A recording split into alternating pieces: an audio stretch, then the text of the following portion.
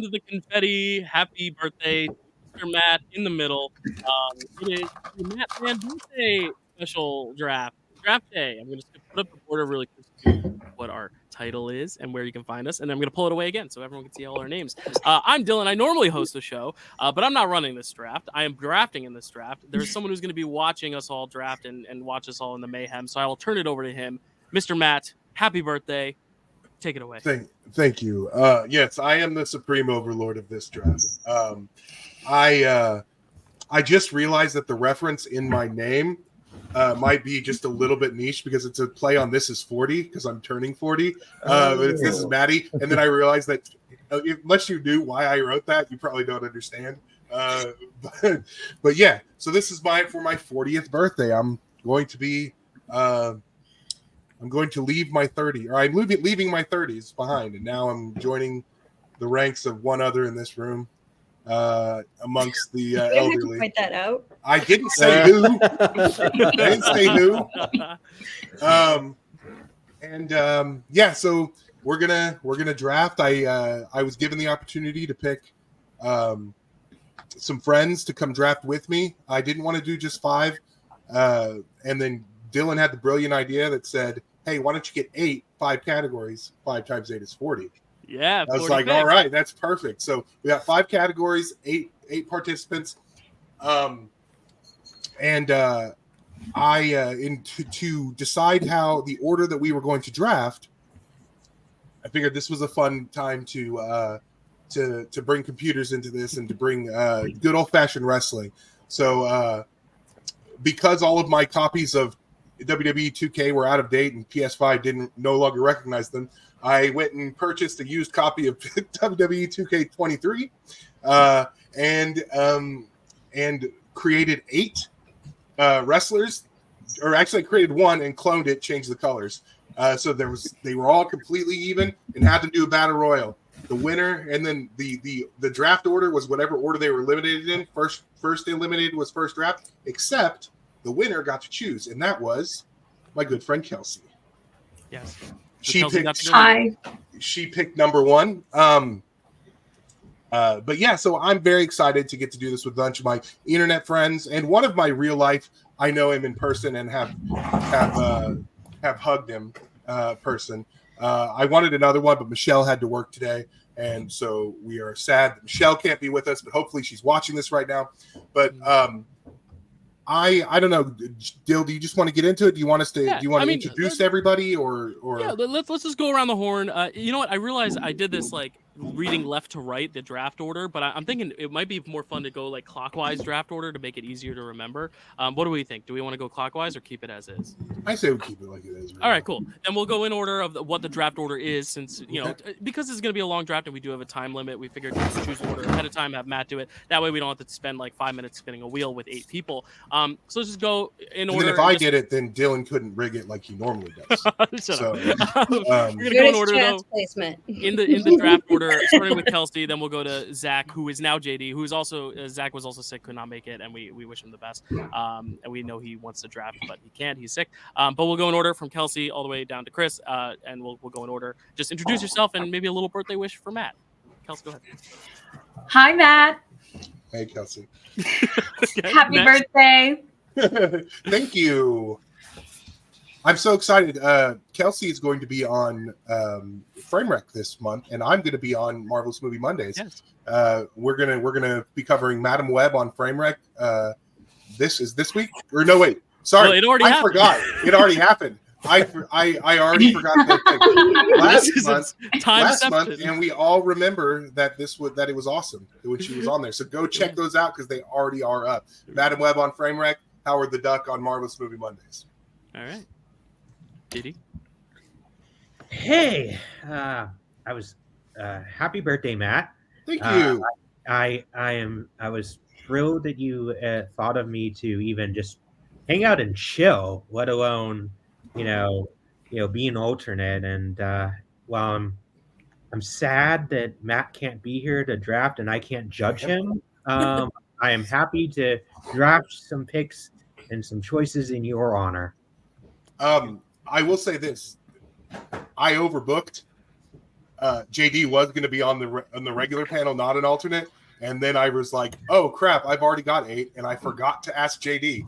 So I was like, JD, come be an alternate. And I told him that. I was like, this isn't personal. I just forgot that I hadn't asked you. I just assumed you were going to be on it.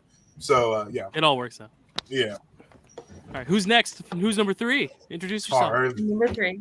Hi, I'm Carly. I was very touched when you invited me to be on the draft, Matt. And I'm super excited for all the categories we're going to draft. I think they're all going to be super fun. I told Carly this, that after my, like, when I was coming up with the list, it was my 2 real life friends that I know from actually in person, and then Carly was the 3rd one on there. Not that I don't love her, not that I love her necessarily more than any of the rest of you, but Carly was my first thing there, and I was in.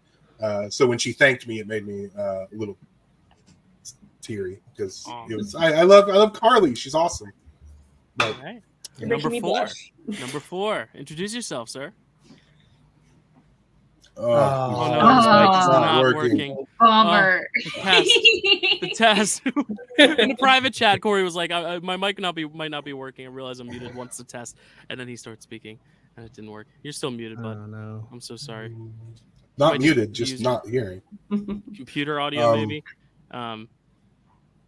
We can come back around to Corey. Yeah. All right. Cool. Yeah. Stacey, you're next. Happy birthday, Matt. You Thank know I love you. you. I'm not going to say that I was shocked to be picked, because if I wasn't be picked, quite honestly, you would have been in a lot of trouble. Completely accepted it. That's true. I hope someday I get to hug you and be your real life friend. Oh, I want to hug all of you That's and my be all of birthday you wish guys. for Here's you. the thing. We get to hug. Thanks, and I hope that happens too. And I was talking to some of them before. Is just like, I may, Chris is my real life friend in that I know him in real life, and he's one of my best friends in that I've actually met in real life. But you are all my internet friends who have become my just actual friends. So it's weird to make that distinction anymore because that's just kind of where we live our lives. But yeah, definitely we're gonna. And yes, you would have hurt me. So you were right after Carly. I was like, Carly, Stacy will hurt me if she doesn't. So I like it was because fear of pain from me. That's why. Listen, I want to hug her someday, and I don't want it to hurt. So Great. Let's go back to Corey now. Corey, did you figure it out? No. It's okay. We'll keep trying. I'm next. Y'all know me, and it would be really funny if Matt didn't ask me. That'd be really, I almost for the bit was like, what if you just like don't have me on and everyone, but I'm always on here. But I'm so grateful Matt gave a great idea to do the show about bad movies that are so bad they're good, and ended up really taking off in such a glorious way. He also brought a lot to our character building in the Marvel Trivia League, which Kelsey and I are very appreciative of. So we figured, bye Corey, we'll see you soon.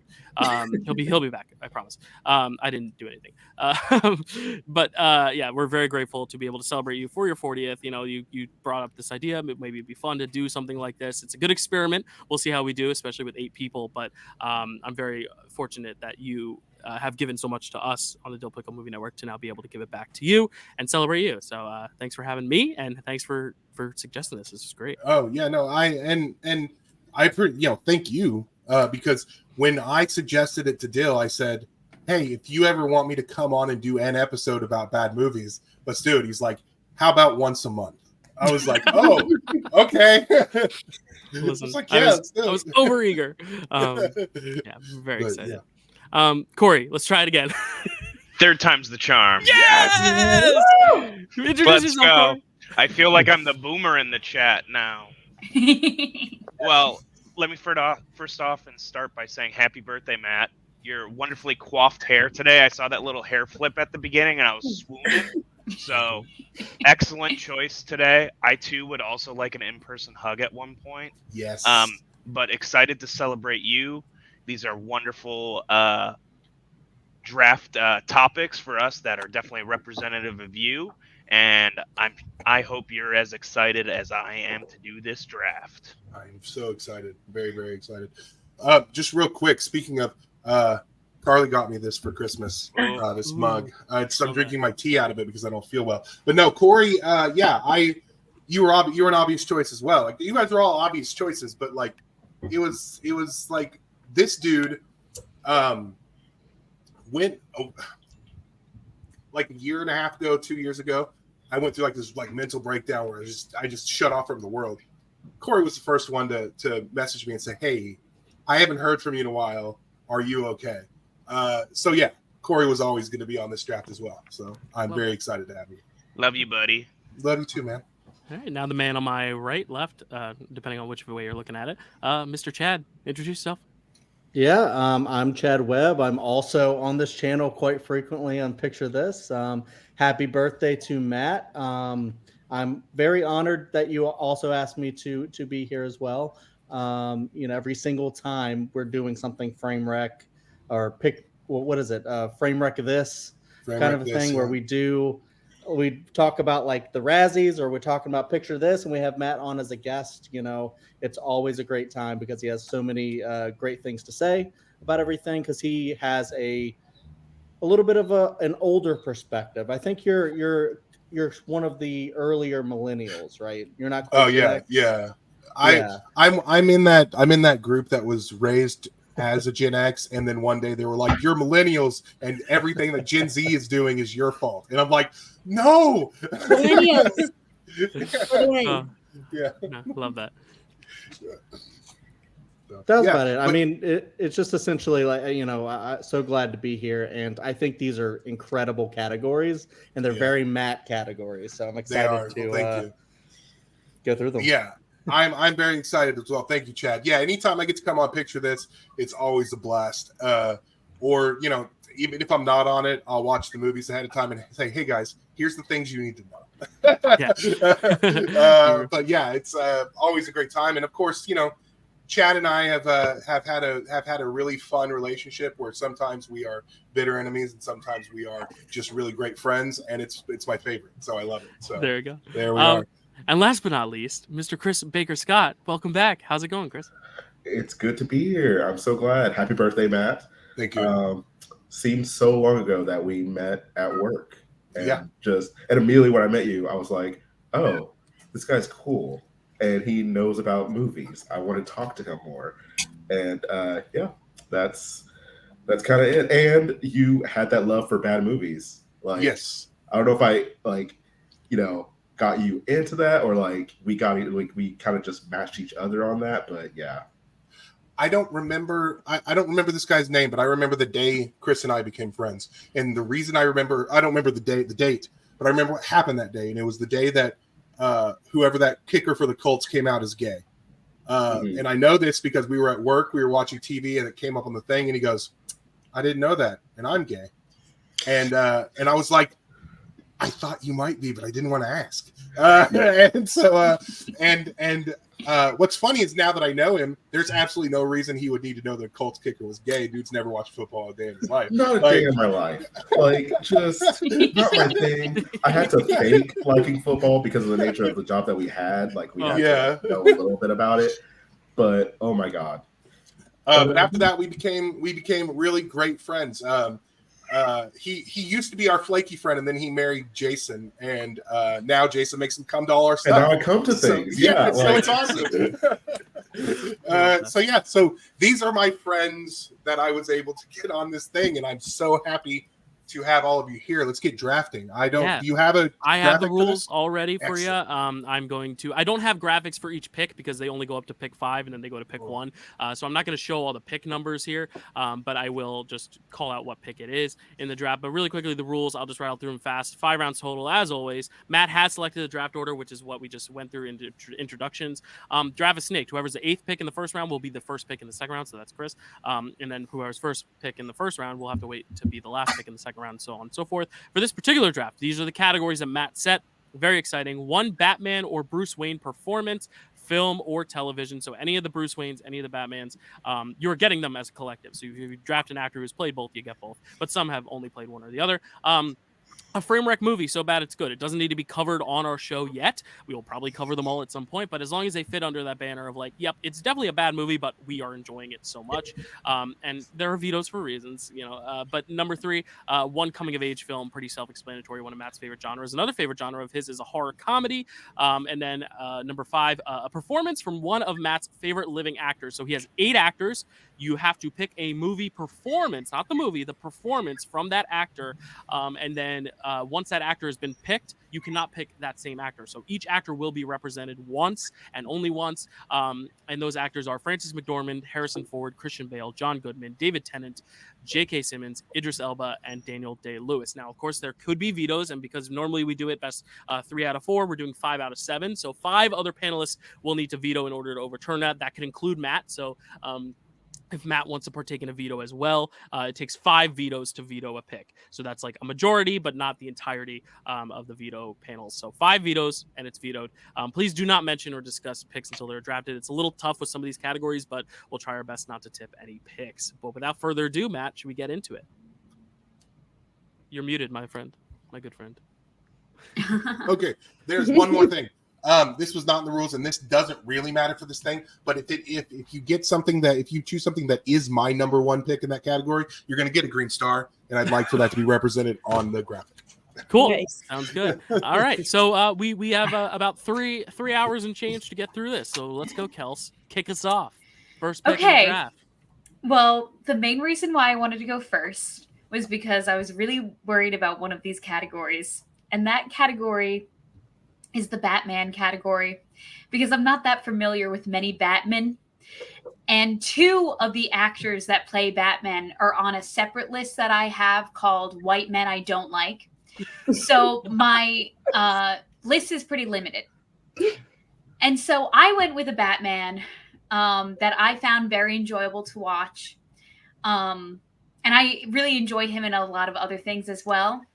And that is Will Arnett from the Lego Batman movie. Nice. And listen, I wanted to give other people who know the Batman movies and love the Batman movies an opportunity to pick a really good Batman. So I thought I was, going kind of off the beaten path with this one. So that is my number 1 pick. Thank you. Love it. Matt, I'll let you have the first word on all these.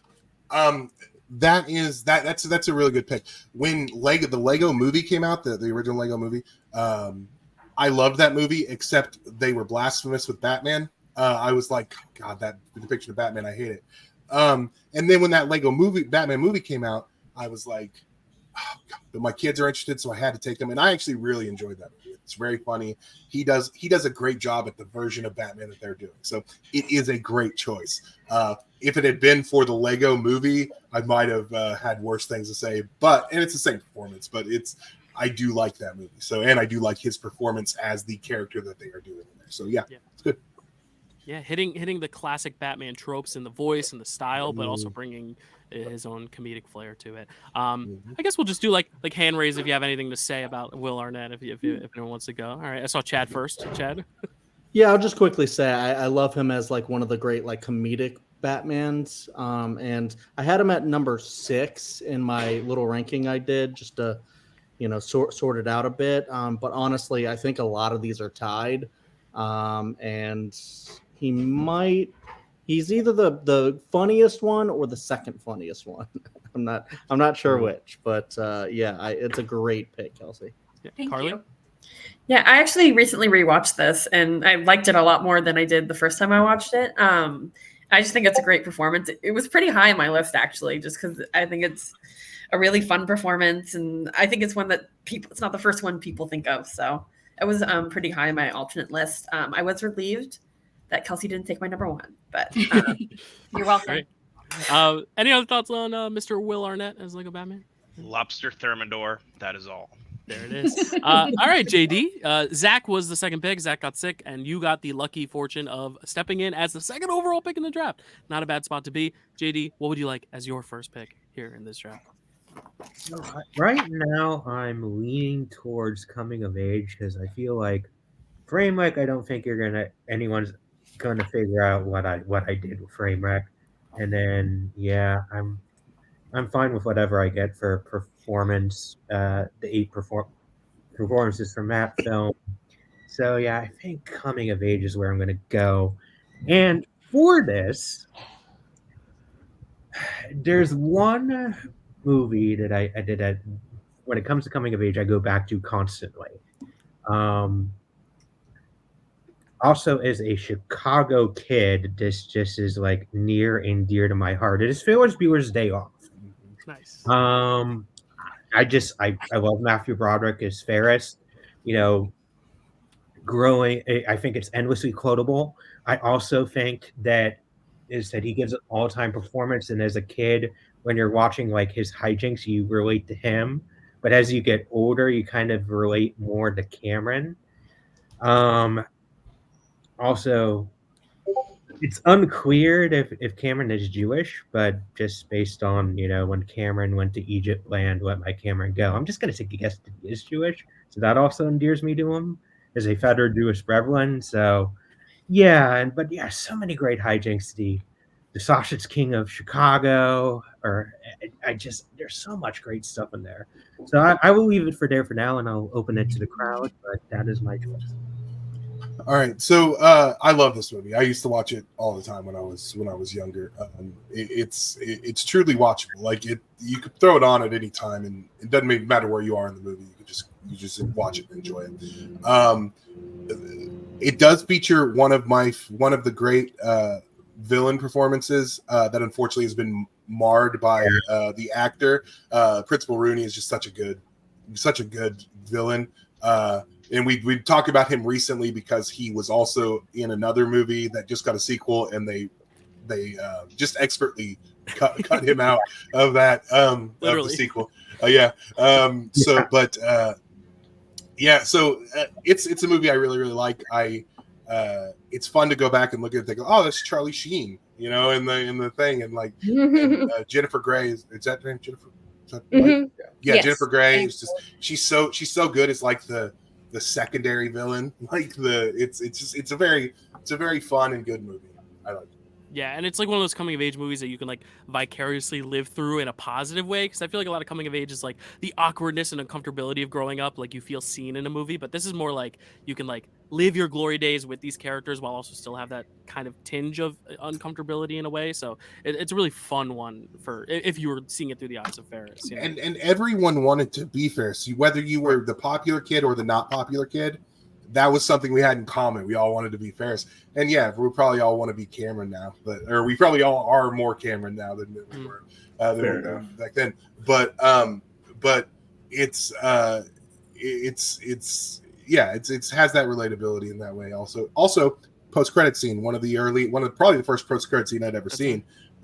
One that has been parodied so many times, like probably more. It has to be more than any other post-credit scene been parodied so many times. Cool. Any thoughts on Ferris Bueller? Anyone? No. Chicago rules. Chicago rules. Timeless. It's a timeless. Chicago rules. Yeah, it's a classic. It didn't make my list, but it's a great choice. JD. Yeah, John Hughes, can't go wrong. Coming of age. Carly, third pick. What are you gonna go with? So I was torn between Batman and actor, because I'm pretty sure my Batman will be gone. It's possible he's still there because it's not the most popular Batman, but I will be crushed if my actor gets taken from me. So I'm going to pick David Tennant as my actor. Now the question is, what performance?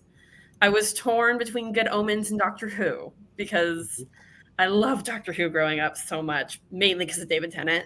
But also Good Omens is one of the gayest things ever. So it's very tough for me. But in the end, I'm going to go Doctor Who just because I feel like you get so much from David Tennant in that performance. Like, I just love it. As a teen, I watched Doctor Who. Oh! The green star! The green star comes out. Wow. Slam the golden. That makes me so happy. That's the number one for it's sure. It's like a golden buzzer AGT moment there. I was like, oh. It's just, he's so fucking good in this role. Like, he's so good. No doctor ever lives up to what David Tennant does for me. Like his seasons are just the best. I love them so much. And one thing I love about David Tennant is he plays every role just a little bit gay. And like, adore that. That's amazing. And he's so good. I tuned back into Doctor Who just to see him return for that post 13 spiel, and he was just as good at it like 10, 15 years later. And just David Tennant as a person, he's such a good ally. Like, literally, I love him wearing a "Leave Trans Kids Alone, You Absolute Freaks" shirt. Like, that will make me love him forever. And it's such a great performance, and just the fact that he's an amazing person on top of that makes it, yeah, that's my pick. David Tennant is one of those please don't ever do anything wrong guys for me. Like, it's like, oh god, if he ever does something wrong, I'm gonna be it's just gonna be the worst day of my life. I love him so very much. Yeah, Doctor Who's the 10th Doctor. I mean, his performance in that is just so much so that, like, I didn't really get into Matt Smith until the second time I watched through his series, because I was so disappointed with not having David Tennant anymore, that it was hard for me to get into Matt Smith. But yeah, this is my favorite part of this. It's very, very close between this and Kilgrave from Jessica Jones, because that's probably my favorite Marvel villain is Kilgrave from Jessica Jones. So it was very, very close there. And then Good Omens, of course, as Crowley. He's, yes, of course, very, very gay in that show. So yeah, that's a great pick. Obviously, I love that actor because I love all the actors that I picked on my thing. But that is my favorite performance of it. Yeah, I love the David Tennant representation. I've never seen Doctor Who, so I'm glad y'all love it and can champion it. Because I was worried I'd have to pick David Tennant and then have to pick between I have 5 Shakespeare performances written down for him. I love him, and everything he does that Shakespeare is just like some of the best Shakespeare you ever see, because he brings that kind of flamboyance and comedy. But I need to check out Doctor Who now because I love David Tennant, and that sounds great. He's so good. He's so funny. I mean, if you love the flamboyance and the comedy, that's exactly what he brings to the Doctor. So there you go. That's why he is the best Doctor. But when Matt threw David Tennant out as an actor and to choose from, and then I was like, oh, this is only movies. I was like, I don't really love any of his movie roles, but he shines on TV. So I'm glad that he threw that out there. But Carly picked the 1-1. That's easy. Also, Carly, sorry, just real quick, Carly messaged me and she's like, I don't want anybody to take my actor and I'm so afraid. And I was like, I know which one you're picking, and the only person who might is Michelle, and she might not be there. And she was like, what about you? I was like, oh, I'm not drafting. She's like, no, you're not drafting? That's amazing. Yeah. Stacey? Well, there was a chance I would have taken him, but it would have been for Good Omens. I think my order is Good Omens, Jessica Jones, then Doctor Who, but he is my favorite Doctor. We met Matt Smith. Matt Smith is Cole, my son's favorite Doctor. And we met him and he was great, but David Tennant's still my favorite. Like, his performance as the Doctor is just what I think of when I think of Doctor Who, and the best representation of the character that I think of. Granted, I haven't seen all of them, but I've seen a chunk. But yeah, it's a great pick. And I'm glad that somebody picked that for Matt's birthday. It's I can't think of the right word because I'm the other older person, and so words are fading. But you're good. You know what I mean. Let's move it along. Kelsey, I saw a hand for you. Anything to comment? I'm sorry. I feel like I might have misunderstood something. I thought you could. So now, if someone else wanted to pick a David Tennant performance, they can't. Yeah, so you have to pick. You have to pick a performance from each of the 8 actors. So David Tennant's off the board. That reminds me, I need to cross them. Okay, I thought we were more drafting a performance rather than a person. So I thought there could be oh, I'm drafting David Tennant for this, or I'm drafting David Tennant for this. We are drafting performances, but once that actor's performance is taken, they're off the board completely. Cool. Kind of both. No, that's really, really cool. Okay, let's move on. Sorry, Kelsey, you have time to think. You're good. All right. Don't worry. Corey, you're up. What's up? So I was scrambling because Kelsey took my Batman pick, because Will Arnett is truly incredible as Batman Bruce Wayne. But if I have to pick another Batman, it is absolutely Michael Keaton as Batman from Batman '89. And similarly to the actors category, this is Michael Keaton. This is his second big role. Obviously, Beetlejuice was his big blow up onto the scene, but there is a reason why he finishes things on the stage of award ceremonies saying, "I'm Batman," because this man is Batman. He is also Bruce Wayne. He does a great job in Batman 89 of fulfilling both aspects of Batman Bruce Wayne because the character is both. Frankly, there are some actors out there and performances where they lean heavy on one side or the other. But I think Batman 89 Keaton is like the perfect balance. And, you know, you want to get nuts? Let's get nuts. Iconic performance. No one will ever be a better Batman than Michael Keaton.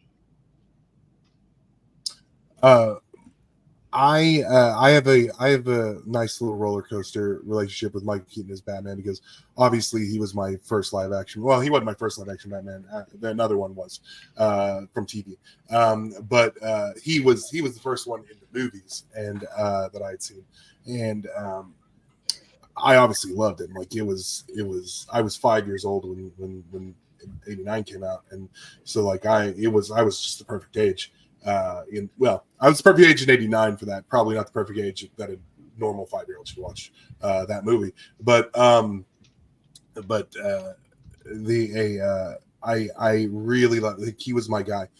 Then I got into Batman and started disliking the Burton movies because I was like, God, these are Tim Burton clearly doesn't really understand Batman. But I've realized in the years since then. Also, I just don't hate things like I used to. I've in my old age, I've stopped hating things That's as well part as of I getting used to. older. Yeah. Yeah. So it's as I've gotten older, I've kind of realized that I love the Burton movies, even if they aren't like great representations of my favorite hero. And I love Michael Keaton as Batman. Obviously, I didn't give you the green star because I do have other, like I do, there is something else. But I will say that I have come full circle. If this had been 5 years ago, we would have been having a conversation about why he wasn't the best Batman. I'll never have that conversation with anybody ever. Like that's, my sister and I used to have that conversation all the time. Like she was always Mike Keaton's best Batman, even just in the middle of conversations, just so I would argue with her about it. That's never going to happen again because yeah, he's the best Batman. There's a lot of best Batmans, I think, but he's perfect for the Tim Burton Batman movies, and that's the important thing. So yeah, definitely like the most iconic, I would say, probably. Yeah, iconoclastic. Yeah. JD. So I kind of had the opposite route of Matt. I started out hating Michael Keaton's Batman. There's definitely of the live action Batmans. There's one I hold in higher regard, and there are definitely other ones that I since I really got into Batman I love a lot. But then as I gotten older, I've actually really grown to appreciate his Batman. It's still not the highest, but yeah, I started out really over here. And then I'm kind of I started like down here, and it's like gone like slowly moving up as the years have gone on. And like Matt, I'm at the point in my life where I'm like, you like what you like. I'm never gonna have that conversation with you. Like you like something, go ahead. I mean, yeah, I mean, we all like what we like. I'm not gonna somebody has loved something for some reason, and if that gets you into movies, hey, that's okay in my book. As long as you watch them.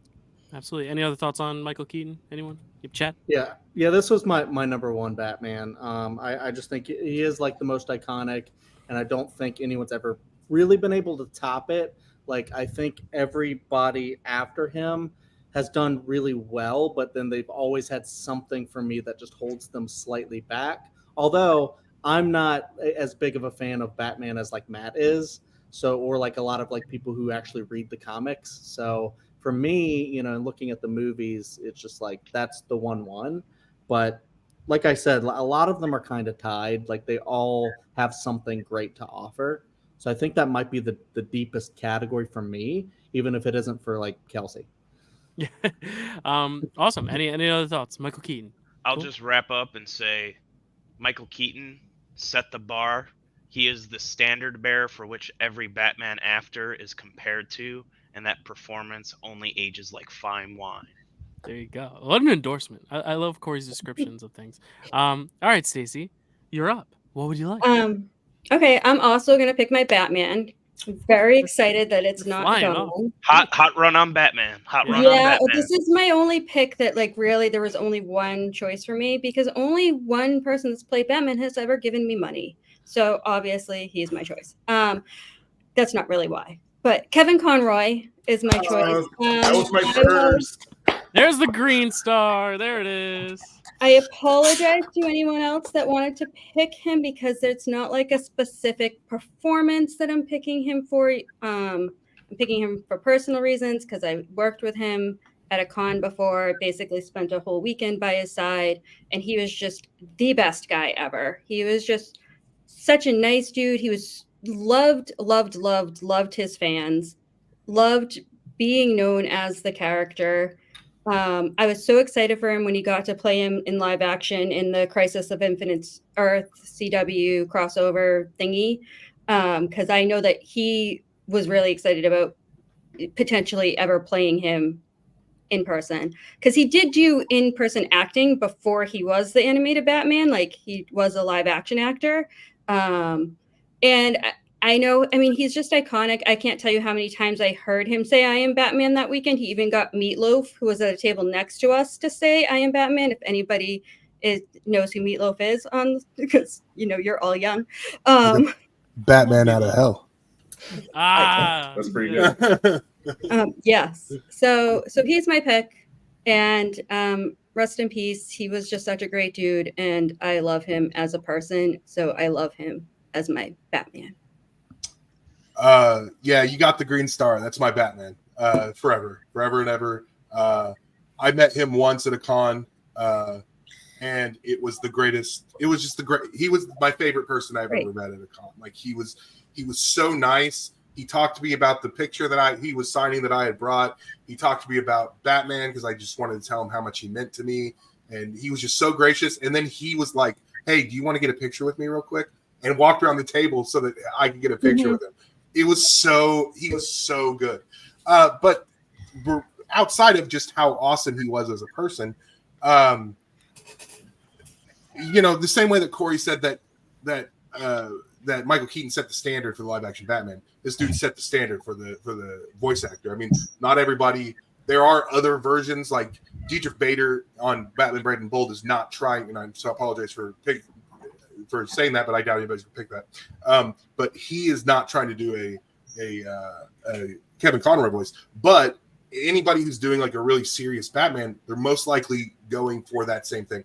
The other brilliant thing about him, and the reason he was so great, especially at the time, is that he played Batman and Bruce Wayne as different characters. So if you listen to his voice, they are not the same voice, and not in the same way that Mike Keaton or other Batman would do it, where they would just put on the gravelly voice with the same thing. You could tell in the way that they were doing their voice, like it was almost like he was doing two different characters, and that was genius. Like, that's where the genius in his performance comes from.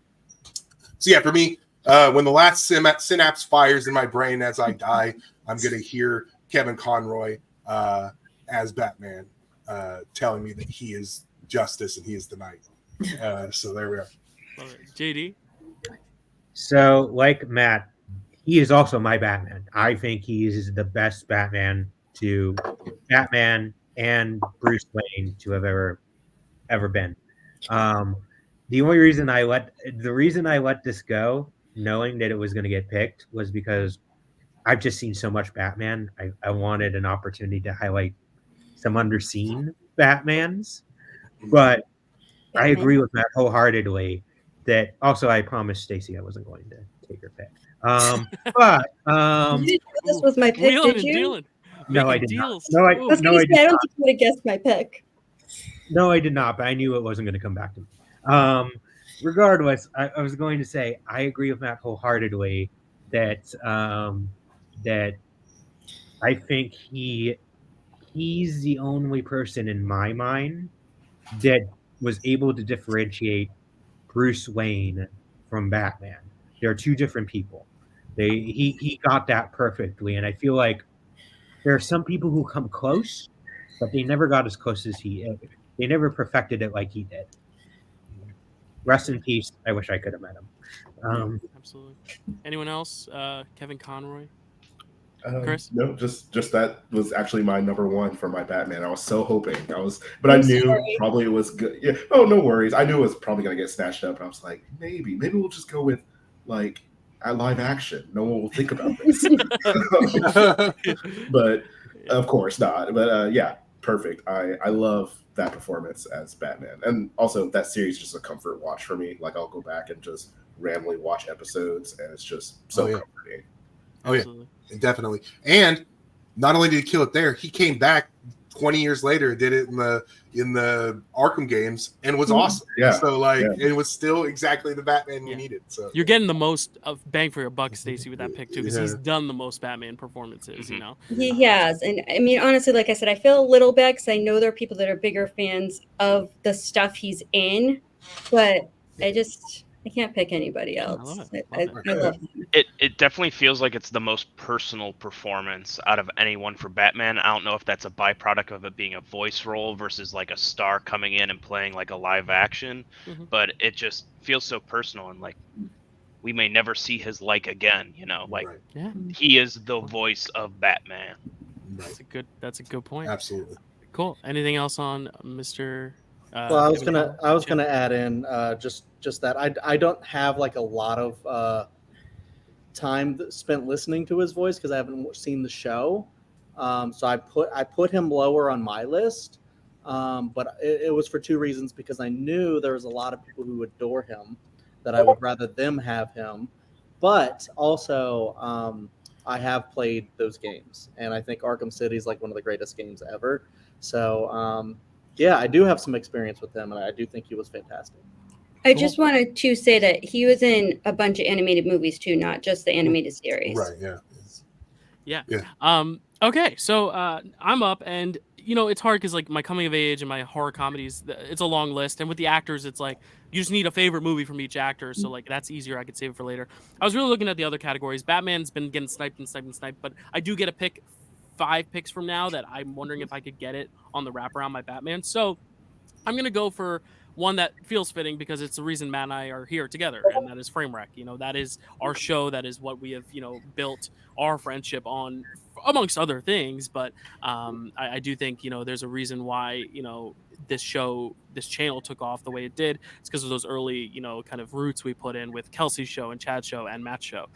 So Matt, I'm going to go with Framewreck, and I have to pick the one that started it all. I'm going to pick The Room because that is the one that I think, our show was built on. It was still us figuring out our formula, but there's like one other bad movie that I know we both kind of say is our favorite, but I think The Room is the one that I've obviously been with the longest. It's the one that I've seen in theaters. I've been to the showings. I've thrown the spoons at the screen.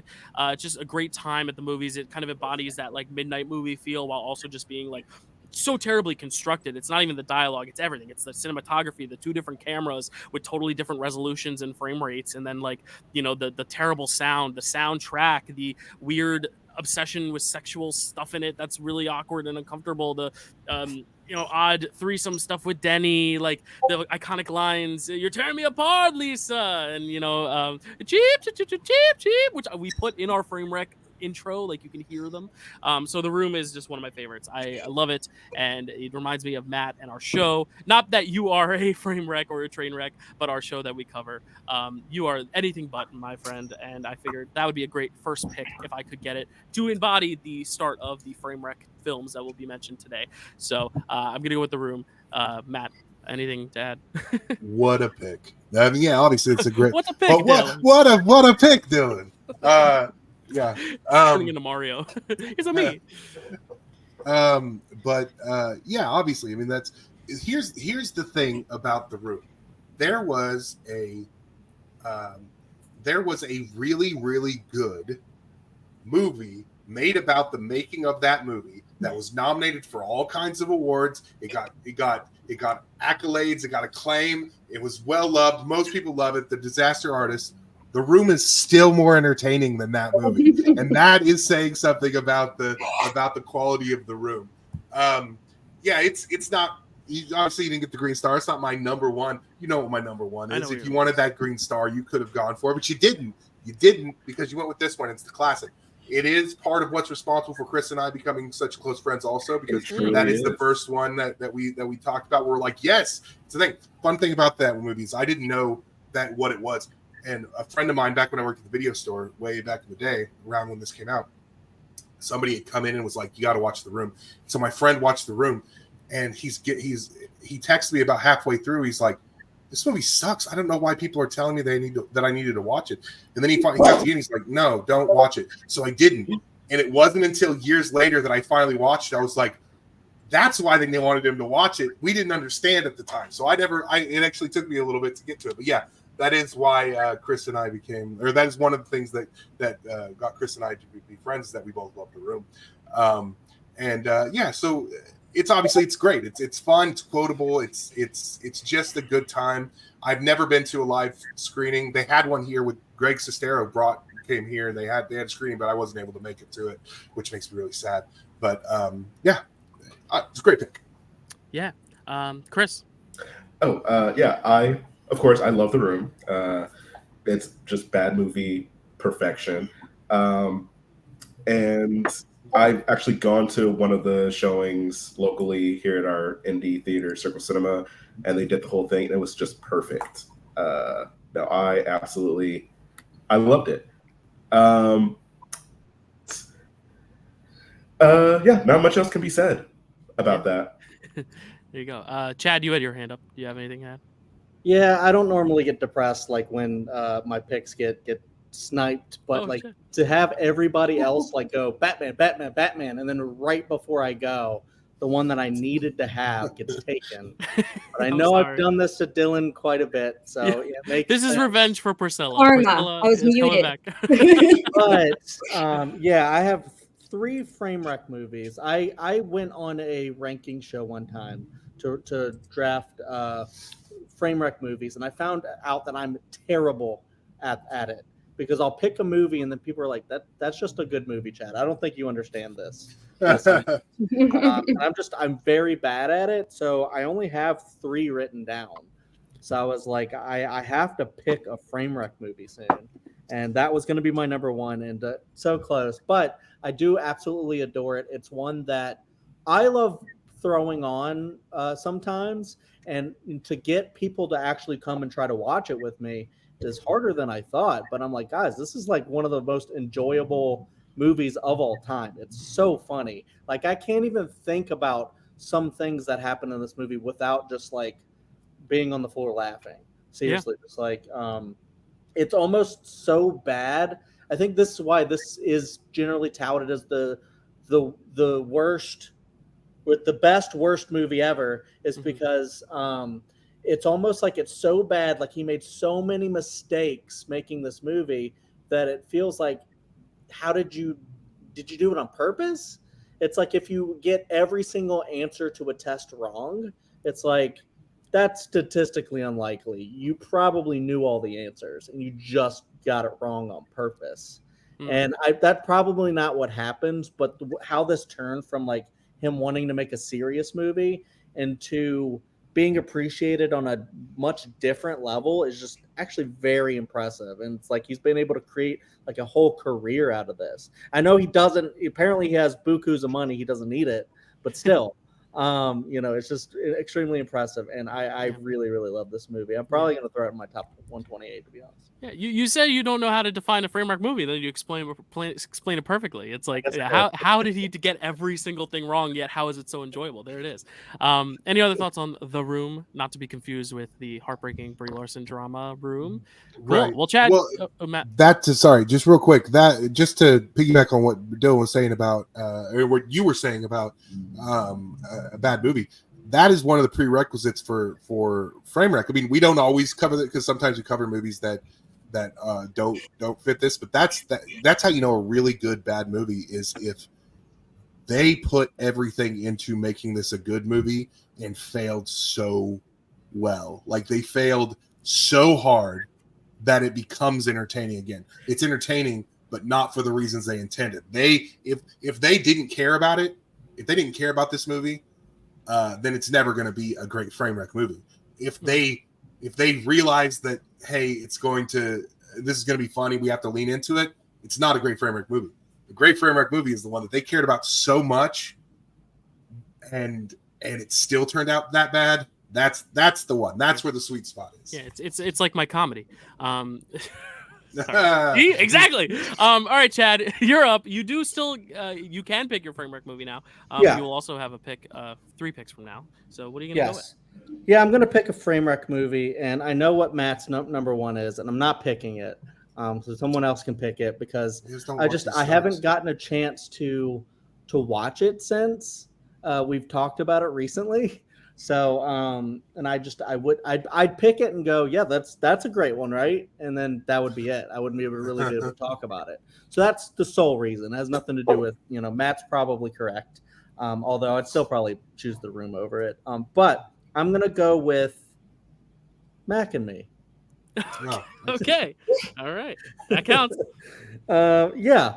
Mac and Me, I watched for, so a lot of us are here because of a critic that we all love. And we once had this on a movie, what do you call it? A movie club where we watched it. And I finally watched it after hearing a lot about it. And it's ultimately a McDonald's commercial mixed with E.T. And it's just like, I don't know. I mean, that's just like, obviously that already sounds like it's going to be really enjoyable, but it's obviously like incredibly terrible. Just like the links that they go with this, where it becomes a horror movie at one point with like stuff burning down and like you're, thinking that the creatures are like, incredibly evil or something, but then they end the movie dressed in suits and assimilating to society, and it's just like you don't know what the fuck is going on in this movie at any time. But there's like fun dance sequences. There's like someone gets like thrown off a cliff or some shit at one point. Wheelchair. Yeah. In a wheelchair. Yeah. And it's like the funniest stuff that you'd ever seen. To me, I think this is like, if you're gonna have something to be like the most enjoyable, good, bad movie after The Room, I feel like it's this, but I know that there are a lot that are in contention as well. And I didn't expect to enjoy this one as much as I did, but I do want to go back and see it again soon because it's really, really funny. There you go. If you watch our show, you know that I always watch the movies that we cover at least twice. This one, we delayed it so many times that I ended up watching it like 5 times because I like to watch it the day of, but we spent so much time in between each delay that I'd watch it and then we delayed it at the last minute. So I ended up watching it like 5 times in like a month. It's funny. There's actually a lot of it. If I didn't discover this when I was a kid, if I had, I'd probably love this movie. Like this would probably be legitimately one that I enjoyed. But I do enjoy it on the bad side as well. If you've never seen this movie and you've ever seen Paul Rudd in an interview with Conan, you've seen a clip from this movie because every time he goes on to Conan, Conan's like, I believe you have a clip for a movie or for your new movie, and he says yes. And then they cut to the shot in Mac and Me, or there's a clip in Mac and Me of the kid rolling down the stair, rolling down the hill in his wheelchair. So it's a classic bit there, but it's just a really fun movie. Yes, it is. There is a full McDonald's commercial in the middle of it with this like crazy, it's like a 10-minute dance sequence. Crazy only in the 1980s dance sequence that you could, it is something else. And yes, it's a very good pick. Yeah. Any other thoughts on Mac and Me, Corey? So I have a very personal relationship, specifically with E.T. the Ride, of course, right? Obviously, the movie I very much love. So the fact that Mac and Me exists, and like I found that at the right time when E.T. the Ride became such a big part of my life, I literally cannot think of that scene of him being shop carted off the cliff and not lose it, because it is so personal to me. Matt brought up the Paul Rudd of it all, right? And I would just say, IP skirting IP rights, and for capitalism, it has all of the makings for a phenomenal frame wreck. Mac and Me is truly truly one of the premier Framewreck movies. Yes, I feel And like if you want to see us talk about it, you can go to the channel and watch it. I feel like everything Corey says could be like put on the DVD, like the DVD cover of it. He says it so eloquently. Anyone else? Mac and me? Cool. All right, Chris, we're moving on to you. You get 2 picks in a row. You get the fortune of back-to-back Nice. picks. So what are you gonna? Well, I guess I'm gonna start with my Batman. Just get it out of the way. I'm shifting complete gears with what my first pick for my Batman would be, which would be very just perfect. I'm a fan of camp, love camp, so I'm going to go ahead and go with George Clooney as Batman. Ooh. Nice. From Batman and Robin. Okay. Specifically. I like that performance. I think mostly it's just that movie is just so bonkers. And everyone is playing it. I feel like they think they're in a different movie sometimes, like in that movie. Yeah. Like some people are playing it very camp, and then other people are playing it kind of very earnest. And there's something where when that clashes, love it. Arnold and Uma know what movie they're in. They know what movie they're in. Yeah, no one else knows what movie they're in. They're the two that I was talking about. Like they know what they're doing, but then everyone else, they're just kind of like, "This is serious, right?" And the Batman in that it just works for me. Like that's the one reason it just works for me. It's funny. You said I'm a fan of camp, and so I thought I knew exactly where you were going, and you did not go with the one that I thought you were going to go with. The classic campy. You did go with this one, and I don't. I should have expected this. What I love about his performance is he's playing George Clooney. He's fresh off of. I mean, I'm pretty sure he's still on ER at this point, or just fresh off of ER at this point. And they shoot him knowing how handsome he is. Like, there's not a shot in this movie that's not him on his good side, smiling slightly at the camera. The way that they frame him in this movie, it's just so much like we cast Dr. Ross from ER, and we're going to get Dr. Ross from ER. That's what we're going for, and that's what they got. I think that's his name in ER. I don't remember. And it's great. It's complete miscast. But if you want camp, if you want bad, that's definitely it's a good pick. I love this pick for you, Chris. Yep. It speaks to my soul. So, JD, I see a hand over there. What's up? I slightly disagree with you that he's miscast. He is perfectly cast as Bruce Wayne. George Clooney, for many years, is the persona of Bruce Wayne. Now, he's not a good Batman. That I agree with you. He's completely miscast as Batman. But because, I agree with you, he was cast to play George Clooney as himself, and that works for Bruce Wayne. So I actually do. I agree. I actually do. I defend it a bit just because of that, a bit. But I'm not going to argue with you. Yeah, he's mostly miscast. But I like Chris. I enjoyed that movie for many reasons, not including Uma Thurman and Schwarzenegger know what movie they're in. Cool. Any thoughts on Clooney? Any other thoughts? I'll just say one thing that, like, what I love about bat nips and Clooney, right? We can't not bring up the bat nips. That's, I think, illegal in all 50 states to not bring up the bat nips when talking about Batman and Robin, right? Yeah. And what's awesome about it is you start with Batman 89 all the way to like the post-capitalism toy boom late 90s. And it's like post-capitalism camp, the tie-ins. There's like, it's almost like borderline a Framewreck pick too. It's almost so bad it's good, and it's just got this insane 90s budget, and you don't see movies made like that anymore. So excellent film. We have covered it on Framewreck, and it is still eligible even though he took Clooney. So keeping the streak up. Well, Chris, you do get a back-to-back pick now. So what would you like as your wraparound here? I think I'm going to move on to horror comedy. Oh, first one off the board. Nice. And they're all my picks. I'm just going with my heart on this one again. The People Under the Stairs by Wes Craven. I consider that to be a horror comedy, for sure, because there's so many elements in that are just funny, like they're actively funny.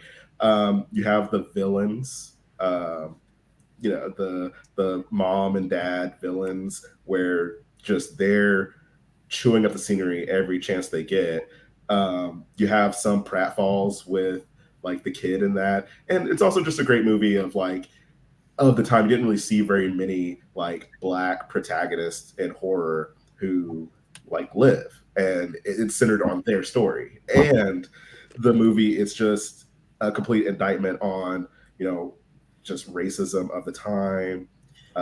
Also, these landlords who are just taking advantage of these people in this neighborhood, and they have secrets themselves that are not being addressed. It's just perfect. It's the perfect movie, but it also makes me laugh. So yeah.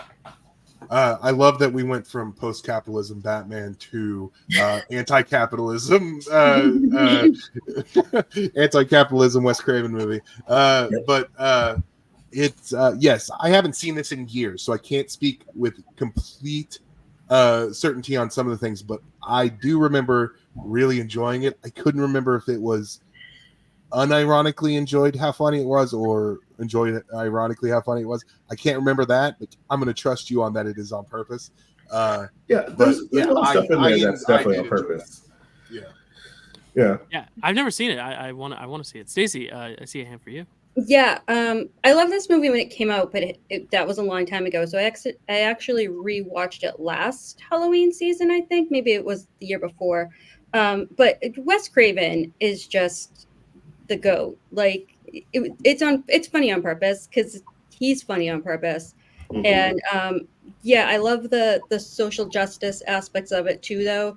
Like you said, that's really good. And if I know it's not a widely seen movie these days, so people should check it out for sure. And it is funny. It's fun. Well, it's kind of just a crazy idea all around.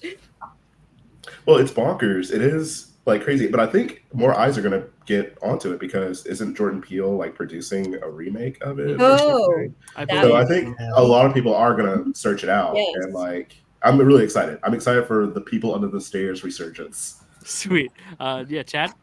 If I can remember correctly, the main character, Fool, who is brilliant in the movie, he has a quote that I think he says, "You're one bad mother, or something, or you're one crazy mother, and to think of it, your mother's one crazy mother too," or something like that. Like the quotes in it, and the brilliant comedy in it, and it is classified as a horror comedy. So I think this is a great kind of underrated pick. Because not a lot of people talk about this when they talk Wes Craven, but this is one of those things that shows that he's more than just Nightmare. He's more than just Scream. He has some of these other brilliant horror movies that you watch that you're like, whoa, that was actually a really, really great movie. How it talks about gentrification and stuff like that. So it's got a lot to say too. So it's really brilliant. And if you're a Twin Peaks fan, it has Big Ed and Nadine in it as well. Yeah.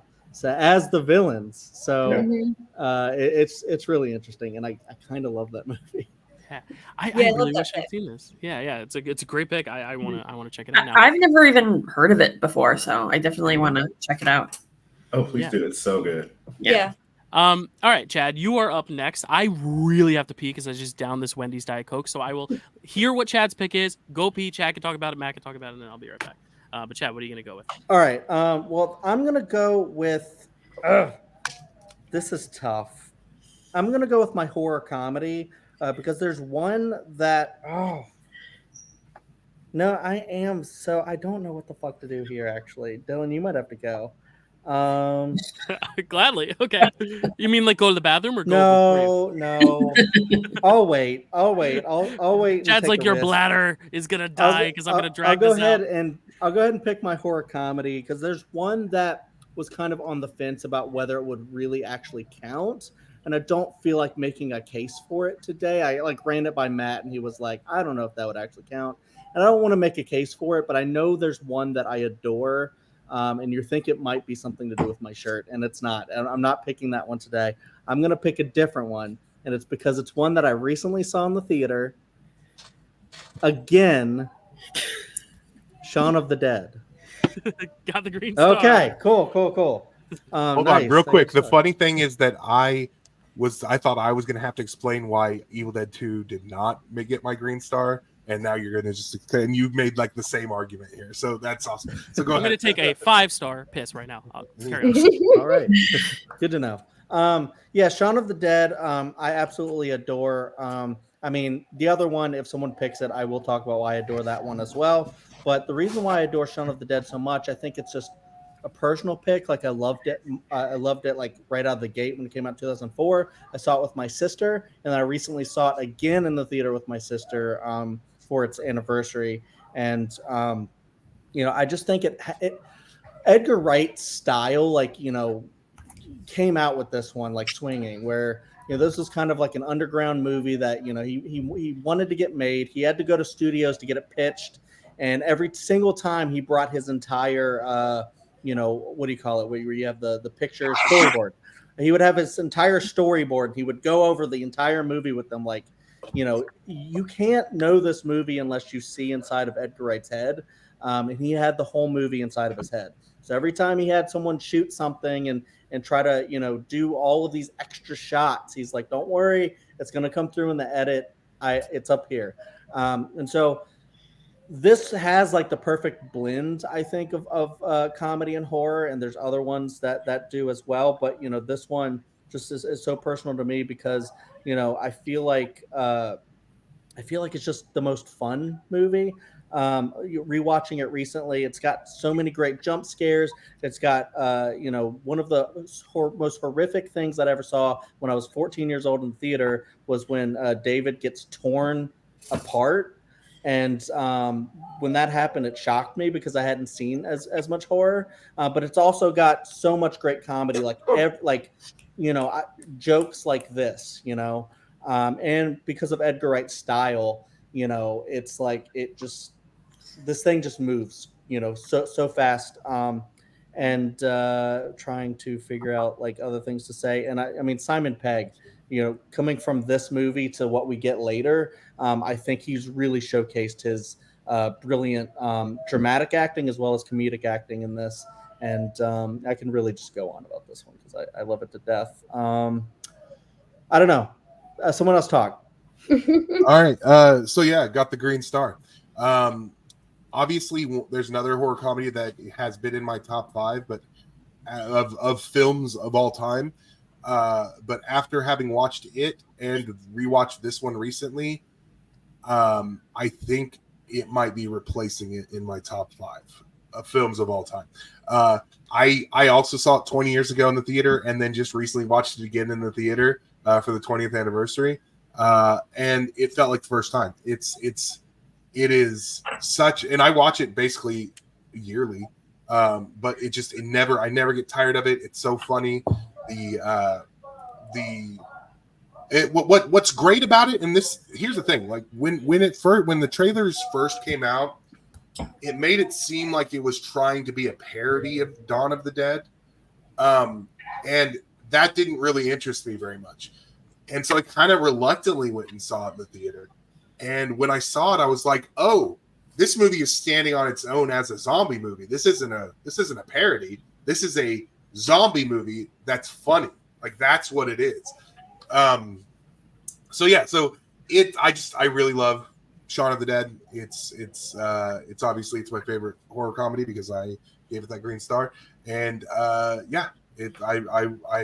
just love it. So thank you. I'm also just realizing I could have picked this for coming of age because Sean learns how to become into his own at age at some point and get a shit together. Yeah, that's true. Yeah, very solid pick. Any other thoughts on Shaun of the Dead and any deadheads here?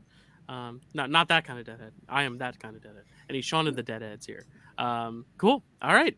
I think we're moving on to my pick, which I was shocked I could get my Batman back around to me, but I did, and I don't think he'll make it another round. So I'm gonna pick him now because he has always been my favorite Batman. He was my first Batman. I'm a little bit of the younger generation, but I saw this movie in theaters. I'm not picking the movie, obviously. I'm picking the performance, but or the Batman embodiment. But this is the movie that I saw that made me realize movies were more than just entertainment, more than just a fun time. This is a movie that got me thinking about movies, and it is mostly due to Heath Ledger, but also due to Christian Bale as the Batman. So I'm going Christian Bale as the Batman. So he's still on the board for other films for that category, but as my Batman, I'm picking Christian Bale. That movie and that performance just really kind of made me love the character and the style. The idea that like comic book movies could also have this darkness, like Michael Mann like quality to them, and not necessarily be like the fun, flamboyant, colorful, which is also amazing, which I grew up with the Raimi Spider-Man movies. But this was just a different kind of superhero that I'd ever seen, and largely due to Christian Bale and his performance, his gravitas he brings to the role. I love his Batman voice. People say it's a little too gruff. I love it. He's a better Batman than I think he is Bruce Wayne, but I still love him regardless in both roles.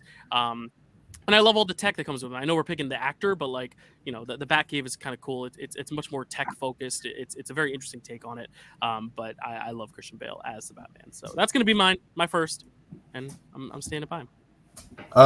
I obviously love this. Christian Bale's obviously on my list of favorite actors. So obviously I love him in general. But his Batman, it's interesting. You say that, I think he's better Batman than Bruce Wayne as well, but I think that especially in Batman Begins, he really gets to show, like, flex his Bruce Wayne chops. He's mostly he gets to show. He's never really in the costume. Only a few scenes. Yeah. So right. You're right. So, but also like the ideal of that, like he gets to do the pretending to be the playboy who doesn't care about anything thing that you kind of want to see. What I liked about him in The Dark Knight, his performance in The Dark Knight, he gets to do more of the detective stuff, but again, those are the movies. I really like his performance in here, and I think that yes, Heath Ledger is the standout in The Dark Knight, but I mean, his Batman is kind of the backbone. Like it's a thing that's holding up. Like the glue. It's the glue. There's this awesome performance happening, but it's not. I don't like people who discount the Batman of that movie. Like, oh, it's a Joker movie. I don't like that because because that the Jokerness of it wouldn't happen without the Batman. Like that has to be there, and there has to be something big for him to overcome, and that is this Joker. So anyway, we don't need to talk about the movie again. I think it's a great pick. Oh, it's great. I mean, the movie functions because of him, as you said. The backbone, the glue. Anyone who watched Survivor 47 premiere understands the big glue reference, being the glue guy. JD, you raising your hand. What's up? So this is when it comes to live action Batman, this is my live action Batman. Like overall, it's Kevin Conroy, but live action, I think he came the closest to playing both Bruce Wayne and Batman. And although you don't see it that much in The Dark Knight, it's more focused on the Batman detective side. You do get to see it in this movie in a couple scenes, particularly in the lounge of Japan scene, how he uses the Bruce Wayne persona, again pretending to be the playboy, to get other pieces of information that he then is going to use as Batman for the big sky tower sequence later in the movie. And I think Christopher Nolan and Christian Bale both understood that Batman is the real Bruce Wayne. Bruce Wayne is the persona. And I think these movies understood that the best. Mm-hmm. And the way they utilize that, I always enjoy so much. And I'll leave it there. Absolutely. I'll go, Kelsey. Kelsey, you go. You're muted. No, I was just gonna say, Dyl and I watched the Christian Bale trilogy for our April Fool's Day episode of Marvel-ous Movie Mondays, and I have my notebook from when I took notes, and one of my notes is just Christian Bale is hot. So, and I can't find it, but I also wrote at one point, I'm like, I haven't seen any other iteration of Batman, but I think Christian Bale's is the most correct. But again, like I said, I haven't seen any other iteration, so I could be wrong. That's all I wanted to say. It's very correct. I will also point out, just from the Christian Bale of it all, Stacy and I were talking about this recently, that the movie that he did right before Batman Begins was The Machinist. And within, I think, something like 9 months, he went from skeletal bone, bone, just thin, like hard to look at, thin, to look at, skinny, to muscular Batman shape in like 9 months. Like, those are the two. That is the transformation he did. Yeah. And then he played Dick Cheney, where he went the other way. I know. And then he said, I'm not going to do transformation movies anymore. That's wise. That's a lot to be funny. Yeah. Corey? I'll just reiterate and say, like, I think JD mentioned it, that, like, Christian Bale's Batman covers, like, the whole wedge of what Batman is. And, he is the perfect foil to Heath Ledger's performance. That performance doesn't hit as hard without that brick wall of Batman across from him. So, truly another iconic Batman. I think all Batmen are iconic in their own way, but he is on the Mount Rushmore of Batman.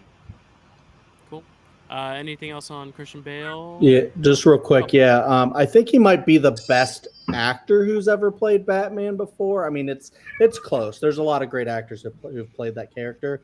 But yeah, I had him at number 3 specifically because of the voice, where I'm like, the voice was so like memeable, where people were just like, it's just like he almost like went like over the top with it.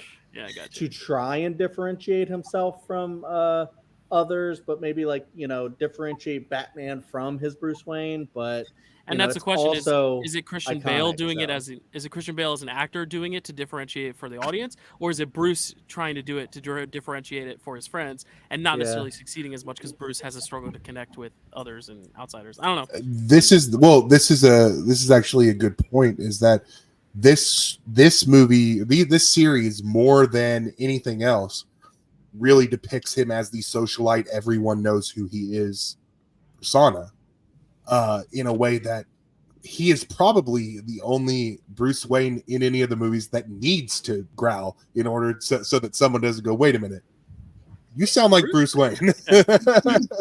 Stacey? He's my favorite live action Batman. This is my favorite.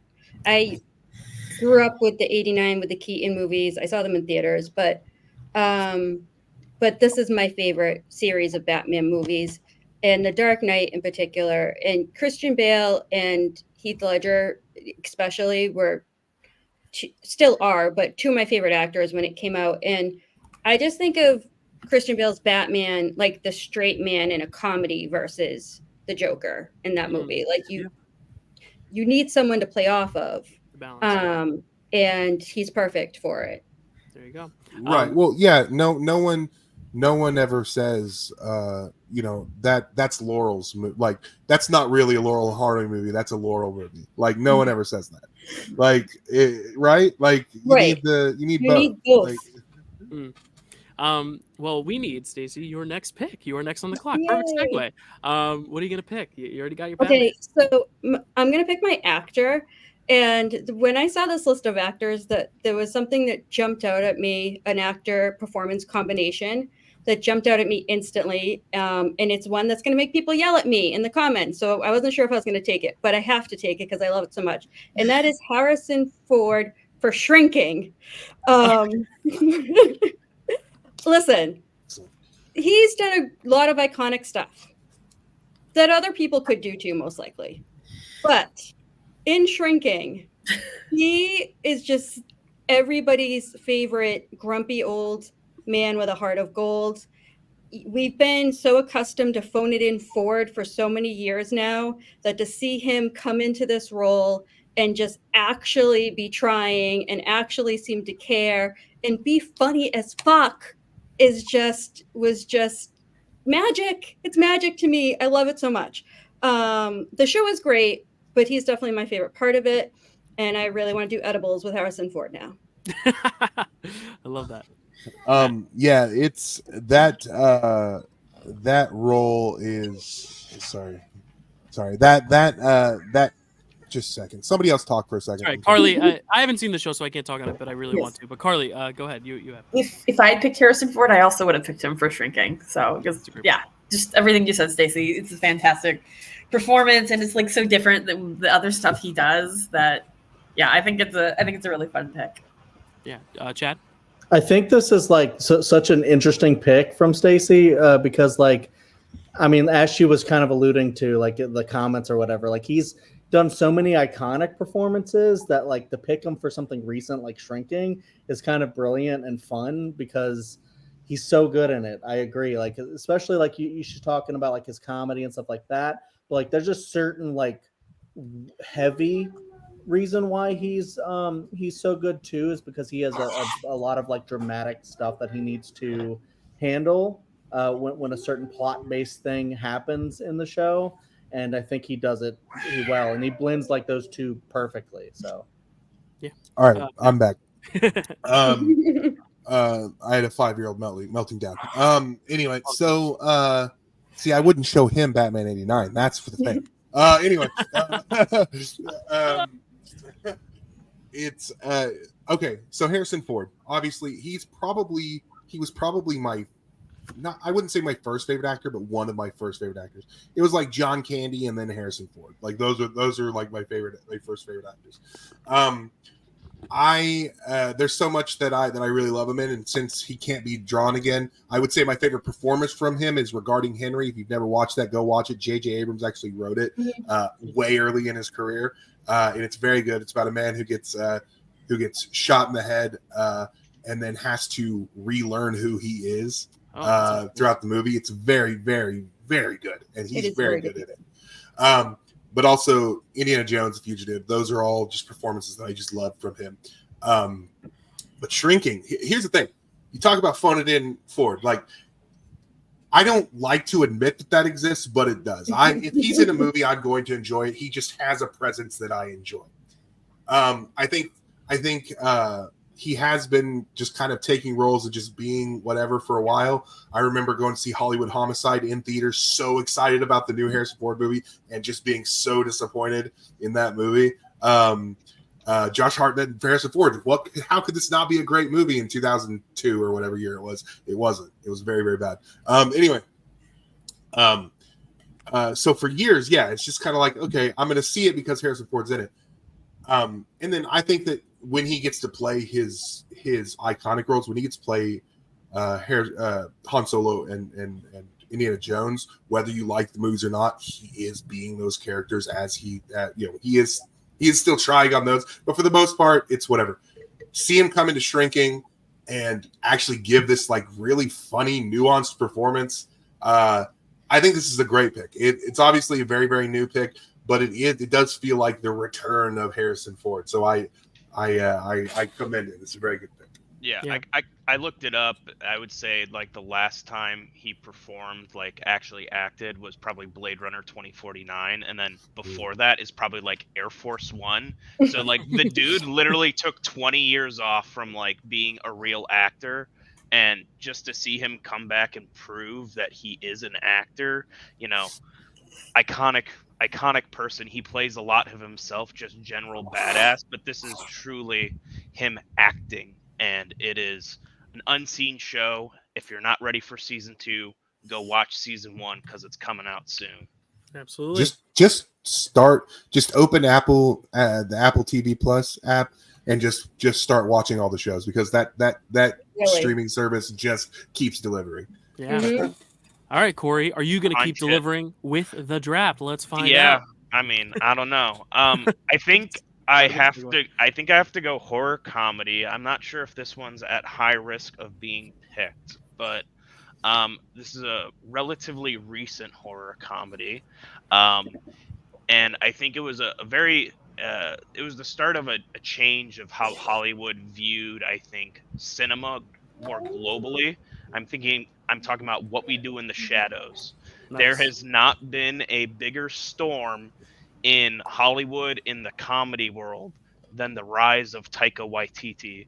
Love him or hate him for Lore, Love, and Thunder. Kind of hate him for it a little bit, but that's not the point. But What We Do in the Shadows spun off. It gave us, access to the New Zealander humor, Kiwi humor, which, might not be for everyone, but it's a type of, regional humor that not everyone has experienced before. And it's one of those things where, I could watch this movie and I will bust out laughing. There's not a funnier line than werewolves, not swearwolves in the history of horror comedy, right? Definitely a more comedy rather than a horror, but if we're talking spooky comedy, What We Do in the Shadows is great. Taika has done a lot. We talk about other impact because of this movie. Reservoir Dogs, one of the most slept on shows in the last 5-6 years. Reservation Dogs, you mean? Reservation Dogs. I got sorry. you. I knew you meant.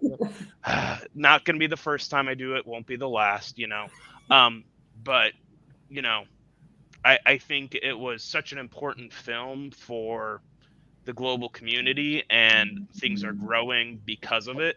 And the dude has created a lot of jobs to it. Also, Jermaine Clement, kind of bringing him to the mainstream. He's had a huge explosion. Rhys Darby's also in it. He's done a lot of starring and a lot of Taika's stuff. So really just kind of the genesis of this almost new subgenre of comedies. What We Do in the Shadows.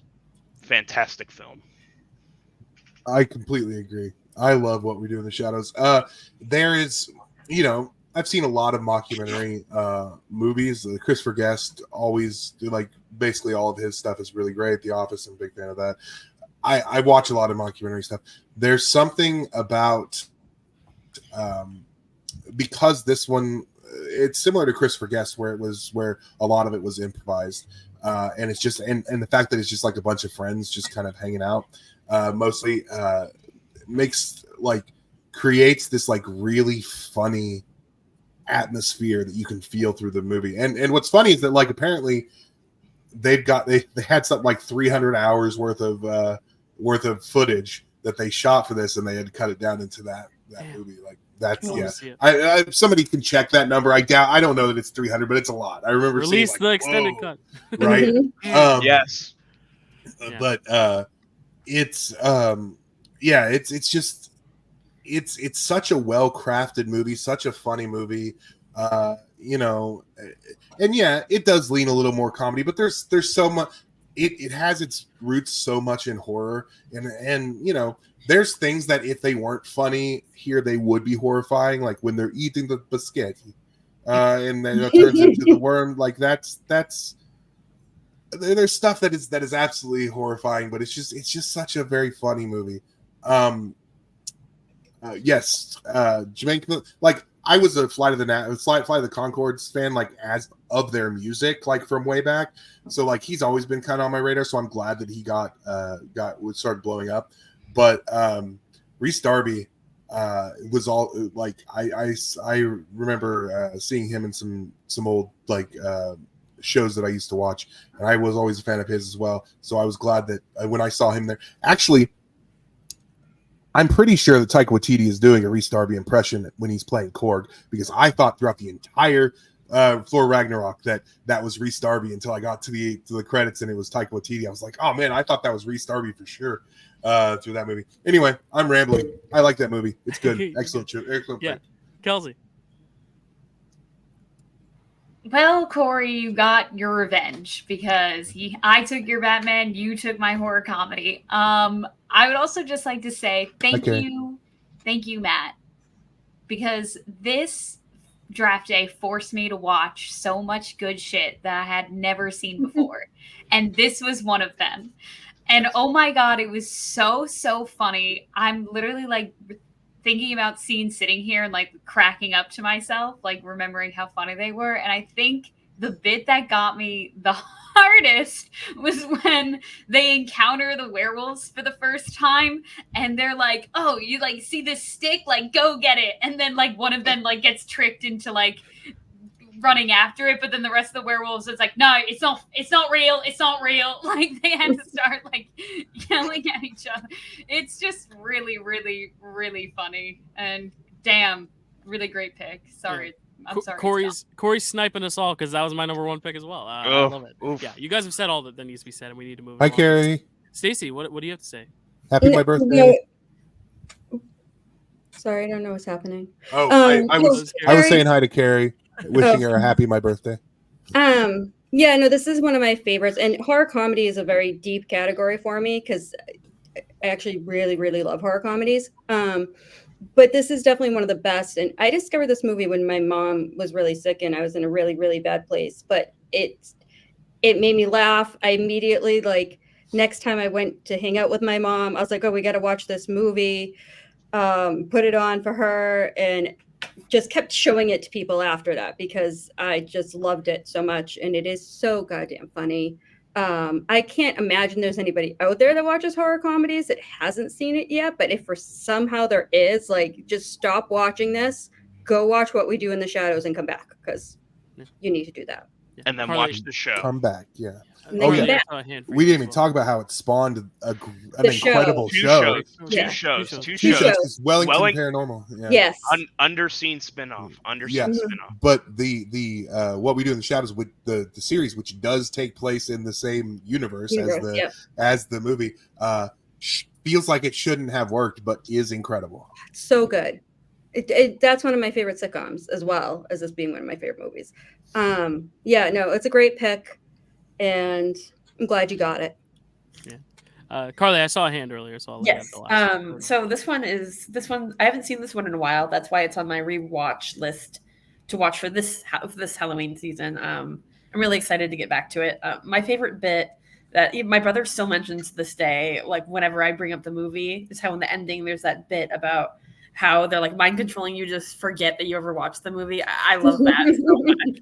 Every time I mention it, my brother's like, "I've never seen that movie," even though he's seen it with me like 4 times. It's great. I love that. I'm fairly positive JD ran with that bit for like a full month or something in Dan's Discord, right? Maybe. Yes. Like too long.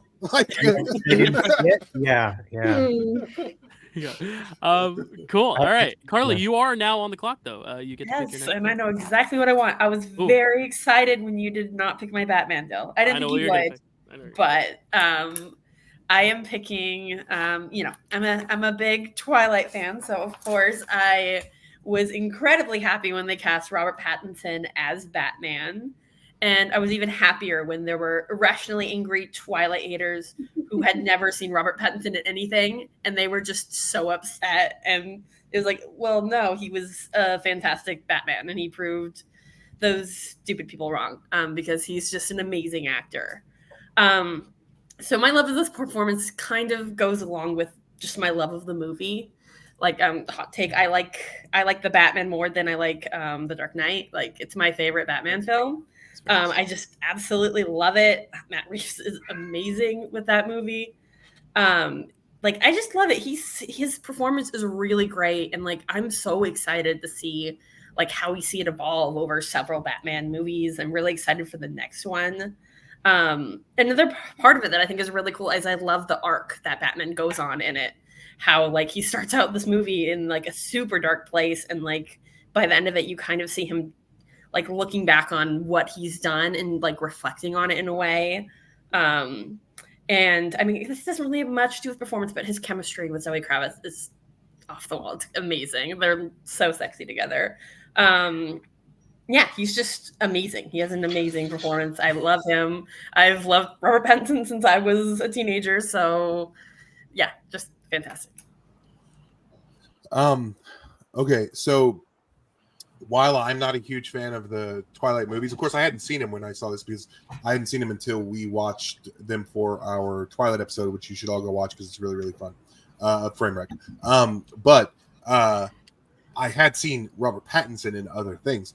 And of course, when this kind of news comes out, you have to defend. Like, I don't understand why anybody complains about casting anymore until before they've seen the movie, because it feels like it happens with every cycle. It happened with Keaton. Keaton was a comedy actor. He was in a bunch of comedies, and then they cast him as Batman. And back then they didn't have the internet, but they were complaining to each other via letters or phone calls or at cons and stuff like that about, tape swaps about how much they didn't want Keaton to be Batman. When Heath Ledger, the gay cowboy, was cast as Joker, everybody lost their shit. I remember that. I lived through all of this. I remember these things happening. And then when Robert Pattinson was cast, again, they lost their shit. He was actually my choice because I think he's a really, really great actor, especially with some darker stuff, especially with some complex, darker stuff, and not in the Twilight way, but like in like the complicated character, dark, complicated character way, which I guess could be Twilight. I don't know. But I was very excited, and I absolutely loved his performance. It's so good. I love what you say about the about his journey, because they went far too dark with Zack Snyder's Batman stuff, made him into someone who wasn't Batman. And it almost felt like they were not only taking the character on an arc, but reminding us who Batman is through that movie, which just spoke to me as a Batman fanboy, because it wasn't our Batman's gonna be a killer. If you don't like that, fuck you. Like the Zack Snyder one. Like this was a remember who Batman is, and Batman was learning who Batman is throughout the thing, and I absolutely love that. Also, as I mentioned before, and it's basically been devoid. It's not really been a thing except a little bit in The Dark Knight, is the detective stuff with Batman. Here he was a full-on detective, and I absolutely love that.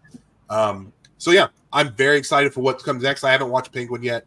By the time this airs, I'm sure I will have watched some episodes, but I haven't watched Penguin yet, but I'm very excited to watch that as well. Matt Reeves made Dawn of the Planet of the Apes, which is one of the best sci-fi movies of the last decade. So there we are.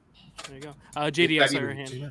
Yeah, just really quickly, I really enjoyed the Batman movie. I like Matt. I really enjoyed the detective stuff. He was on my list. He was right in the middle for me, because I feel like, number one, we don't really see.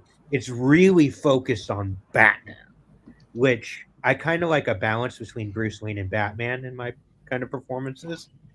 And then number two, I kind of enjoyed the Riddler a bit more. I think he steals it, Paul Dano. But yeah, it's a solid choice. Cool. Any other thoughts? Yeah, Stacy. Oh, you're muted, Stacy. And then we'll get to chat after Stacy. Sorry.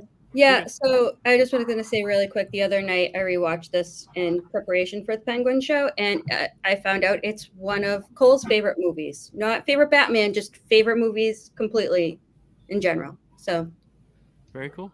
He's on your side, Carly. Chad. We haven't gotten a lot of Robert Pattinson as Batman, but I think even in just the one movie, he's done such a great job that, just giving us a different type of Batman that we haven't really seen before. And I agree. I love Pattinson like in everything that he does. I even love him in Twilight. So, just to see him grow from there, to go on to being able to helm such a character like Batman as one of the best, just with one film, I think is super impressive. Absolutely. I'll just end with Sexy Moody Boy. Go see Good Time. Yes, I love Good Time. Maybe the perfect Uncut Gems. I think it's the superior version of what Uncut Gems is trying to do. That's just me. Cool. Any other thoughts on our bats? No? Cool. All right, JD, you're back up. You took your coming of age. What would you like next? This is going to be interesting. I'm going back and forth. All right. I think I'm going to go performance from the top 2 actors. I think I'm between 2.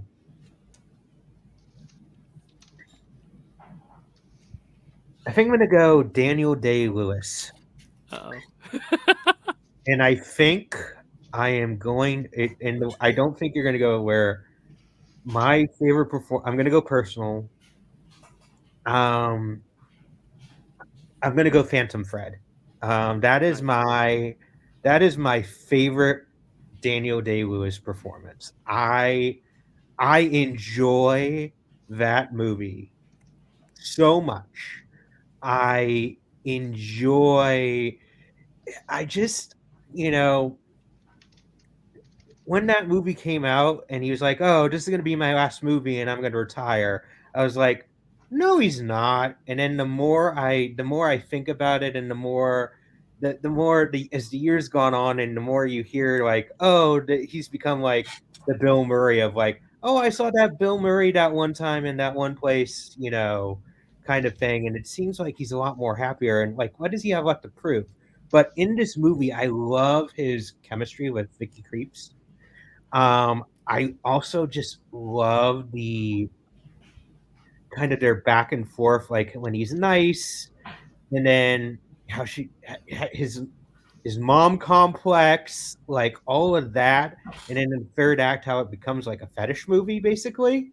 That like she is poisoning him, and he's willingly poison him, and that's their fetish, and that's how they're going to live the rest of their lives. I'm sorry. I love this movie. I'm going to shut up and let everybody else talk. I love it. I thought for certain you were about to say 9, and I was about to. No, even if he did, even if he did, that's DDO. fine. But come on, Great. No, I can't just say that. No, I think my favorite performance by him from Daniel Day-Lewis is Daniel Plainview. It's almost tied with Bill the Butcher from Gangs of New York, but this is third. This is third up there. I think he's really, really great in here in this movie. I think PTA brings something interesting out of him, and I'd like to see him in another PTA movie. That's all. I also would have chosen There Will Be Blood, but this is also a good pick too, I think. Sorry, Dyl. Yeah. No, it's okay. It's very fitting though that like he went into dressmaking after this. People are like, yeah, you're gonna stop making movies to become a dressmaker, but you can tell he's just got such a passion for it in this film. It's really great to see someone like find a new passion through doing their own passion. And yeah, I also would have gone with There Will Be Blood. I was upset when JD said that he was picking Daniel Day-Lewis because I realized I was like, we only get the actor once, so like all his other performances are off the board. I think Phantom Thread is an amazing performance, but my reaction was more so like, now I can't pick Daniel Day, who is like my favorite actor. But I'm so glad you picked him, JD, because he is a worthy person to go in the second round. To stick him around any later would be a disservice to him. But any performance he gives is probably the best performance you'll ever see. So like, there's a 1A, 1B, 1C, 1D when it comes to Daniel Day-Lewis. I could see also Lincoln being in the conversation. The fact that he's able to like personify someone that we have never seen in the perfect form, like perfect portrayal yet, where it's almost unconvincing that it is an actor, and that's his work as an actor, his strength. Carly, did you have a hand? Yeah, I just wanted to say that I think it's a really cool, underrated performance. And I love twisted, messed up relationships where you're like, that's not healthy, but it's fun to watch. And that's part of why I really like that movie, because I just love that she's poisoning him and he's kind of okay with it. It's just, it's like, all right, I guess there's technically consent there, but yeah. Technically. Any other thoughts on Daniel Day as, Corey? Daniel Day-Lewis, everybody else. Separate class of his own.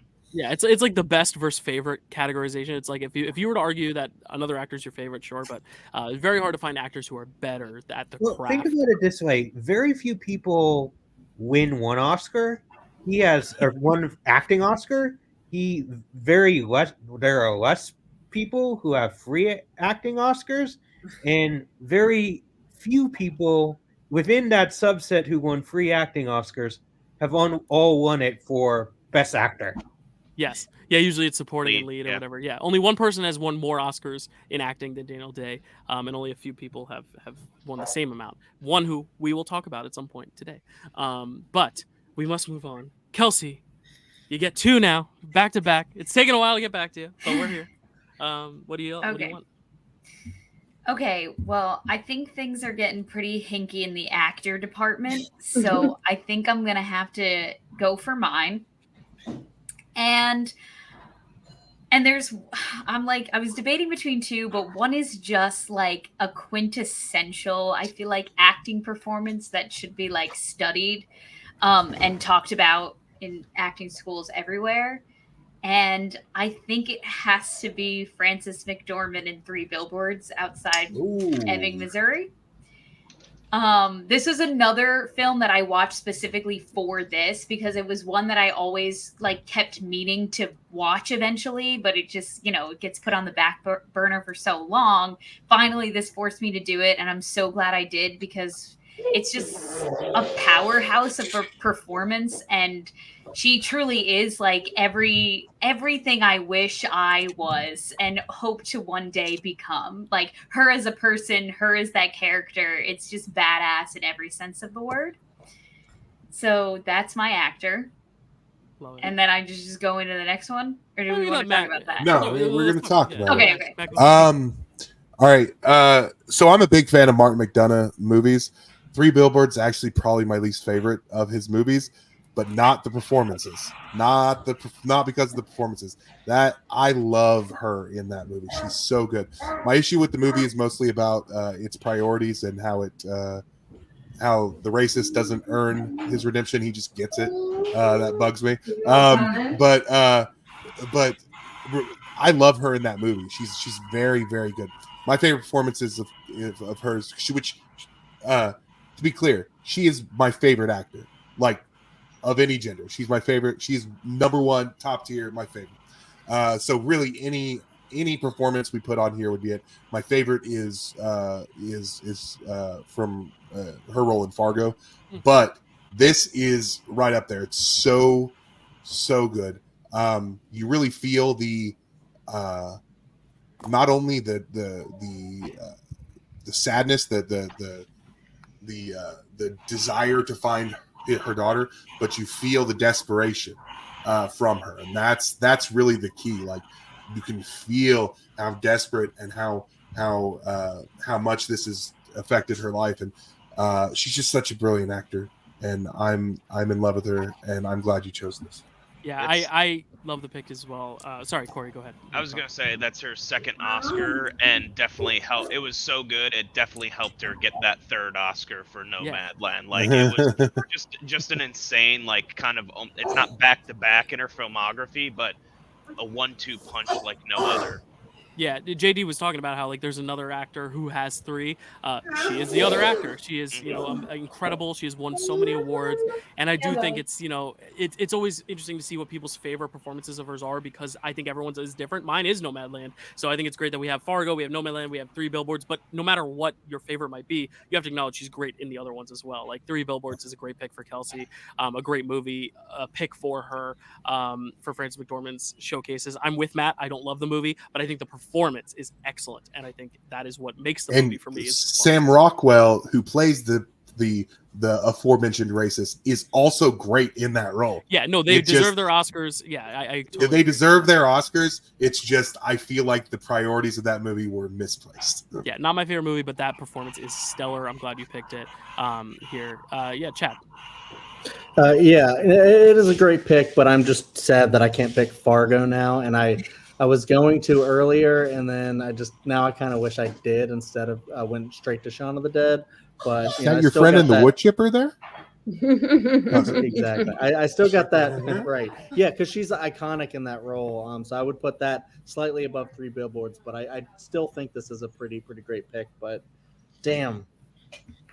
Up until the day she died, my sister and I would, if we were feeling sick, would always say, "I think I'm gonna barf," because that's how she says it in Fargo. Yes. I think I'm gonna barf. Chris, I saw your hand as well. Do you have anything to add? Oh no, I didn't. Sorry, didn't mean to have my hand up. But oh, you're good. You're good. No worries. Just checking in. Anyone because else? you hate Frances McDormand, or oh no, far from the truth, or far from that. Anyone else, Frances McDormand or Three Billboards specifically? I just overall agree with what everybody has said. Yeah, she's the GOAT. Yeah, I can't really add anything else. Right. Yeah. Of these actors that Matt listed, my favorite two are Daniel Day and Frances McDormand. So getting him in the second round was a smart move. I'm glad they're off the board there and made my job easier because now I don't have to pick which the Sophie's choice of which performance I like better of them. But Kelsey, you do get another one. That's the benefit of going first. You get back to back or going. Okay. I'm like really hoping that I don't have to worry about my horror comedy or my coming of age. I think I should be okay in those categories. I really want to pick my Framewreck movie because I don't know if it's in danger of being on anyone else's list because it's so laughably horrible. And I haven't in recent, like, I've never gone to the theaters, like paid for tickets, sat in the big like AMC like recliner chair, purchased my snacks, and sat down and have been felt so bamboozled by a film ever in my life. Like I couldn't believe I was watching what I was watching the entire time. And honestly, halfway through, I literally turned to my friend who I was watching with and said, I feel like I'm in a fever dream right now, and this actually might be my favorite movie of all time. Like it was messing with my head. I didn't know what was going on, but it's Madam Web. Oh, wow. There we go. I was wondering. Yeah.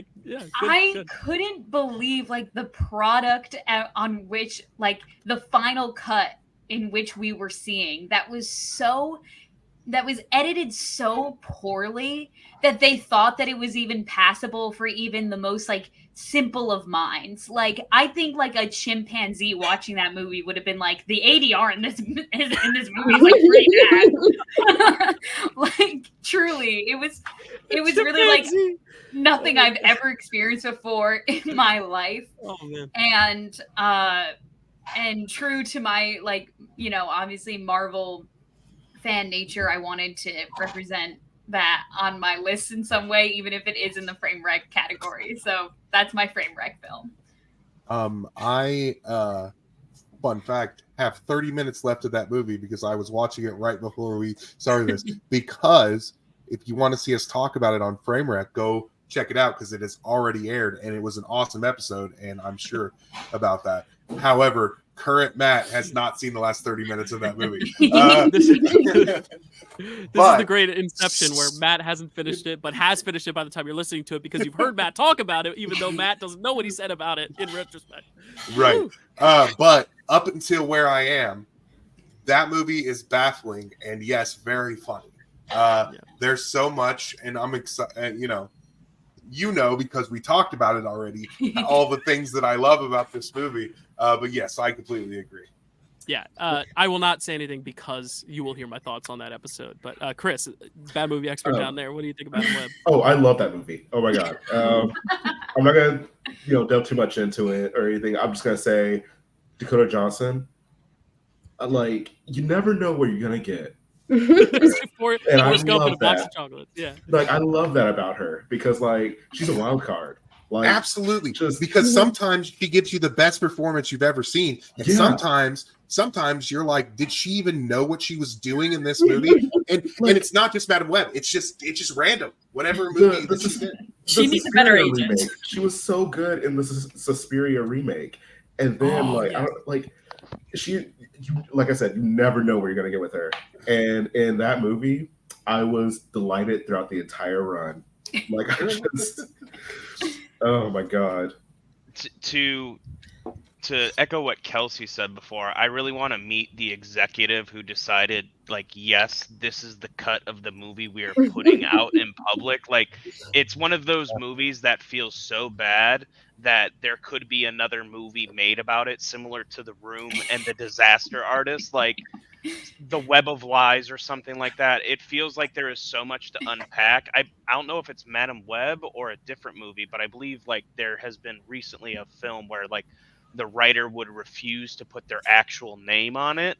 And I don't know. I don't know if that's Madam Web or one of those other things, but it is truly the culmination of Sony. Like, it's like the final. Like, you are at the end of this crazy pill high of the awfulness of these Sony Spider-Man offshoots. I think it was Borderlands, if I'm not mistaken. Oh, you are correct. It is Borderlands. Also, apparently, another truly incredible Framewreck. But Madam Web seems like, I don't know if it gets lower than Madam Web for Sony Spider-Man related movies. We'll see. We'll see shortly with Craven. We will indeed.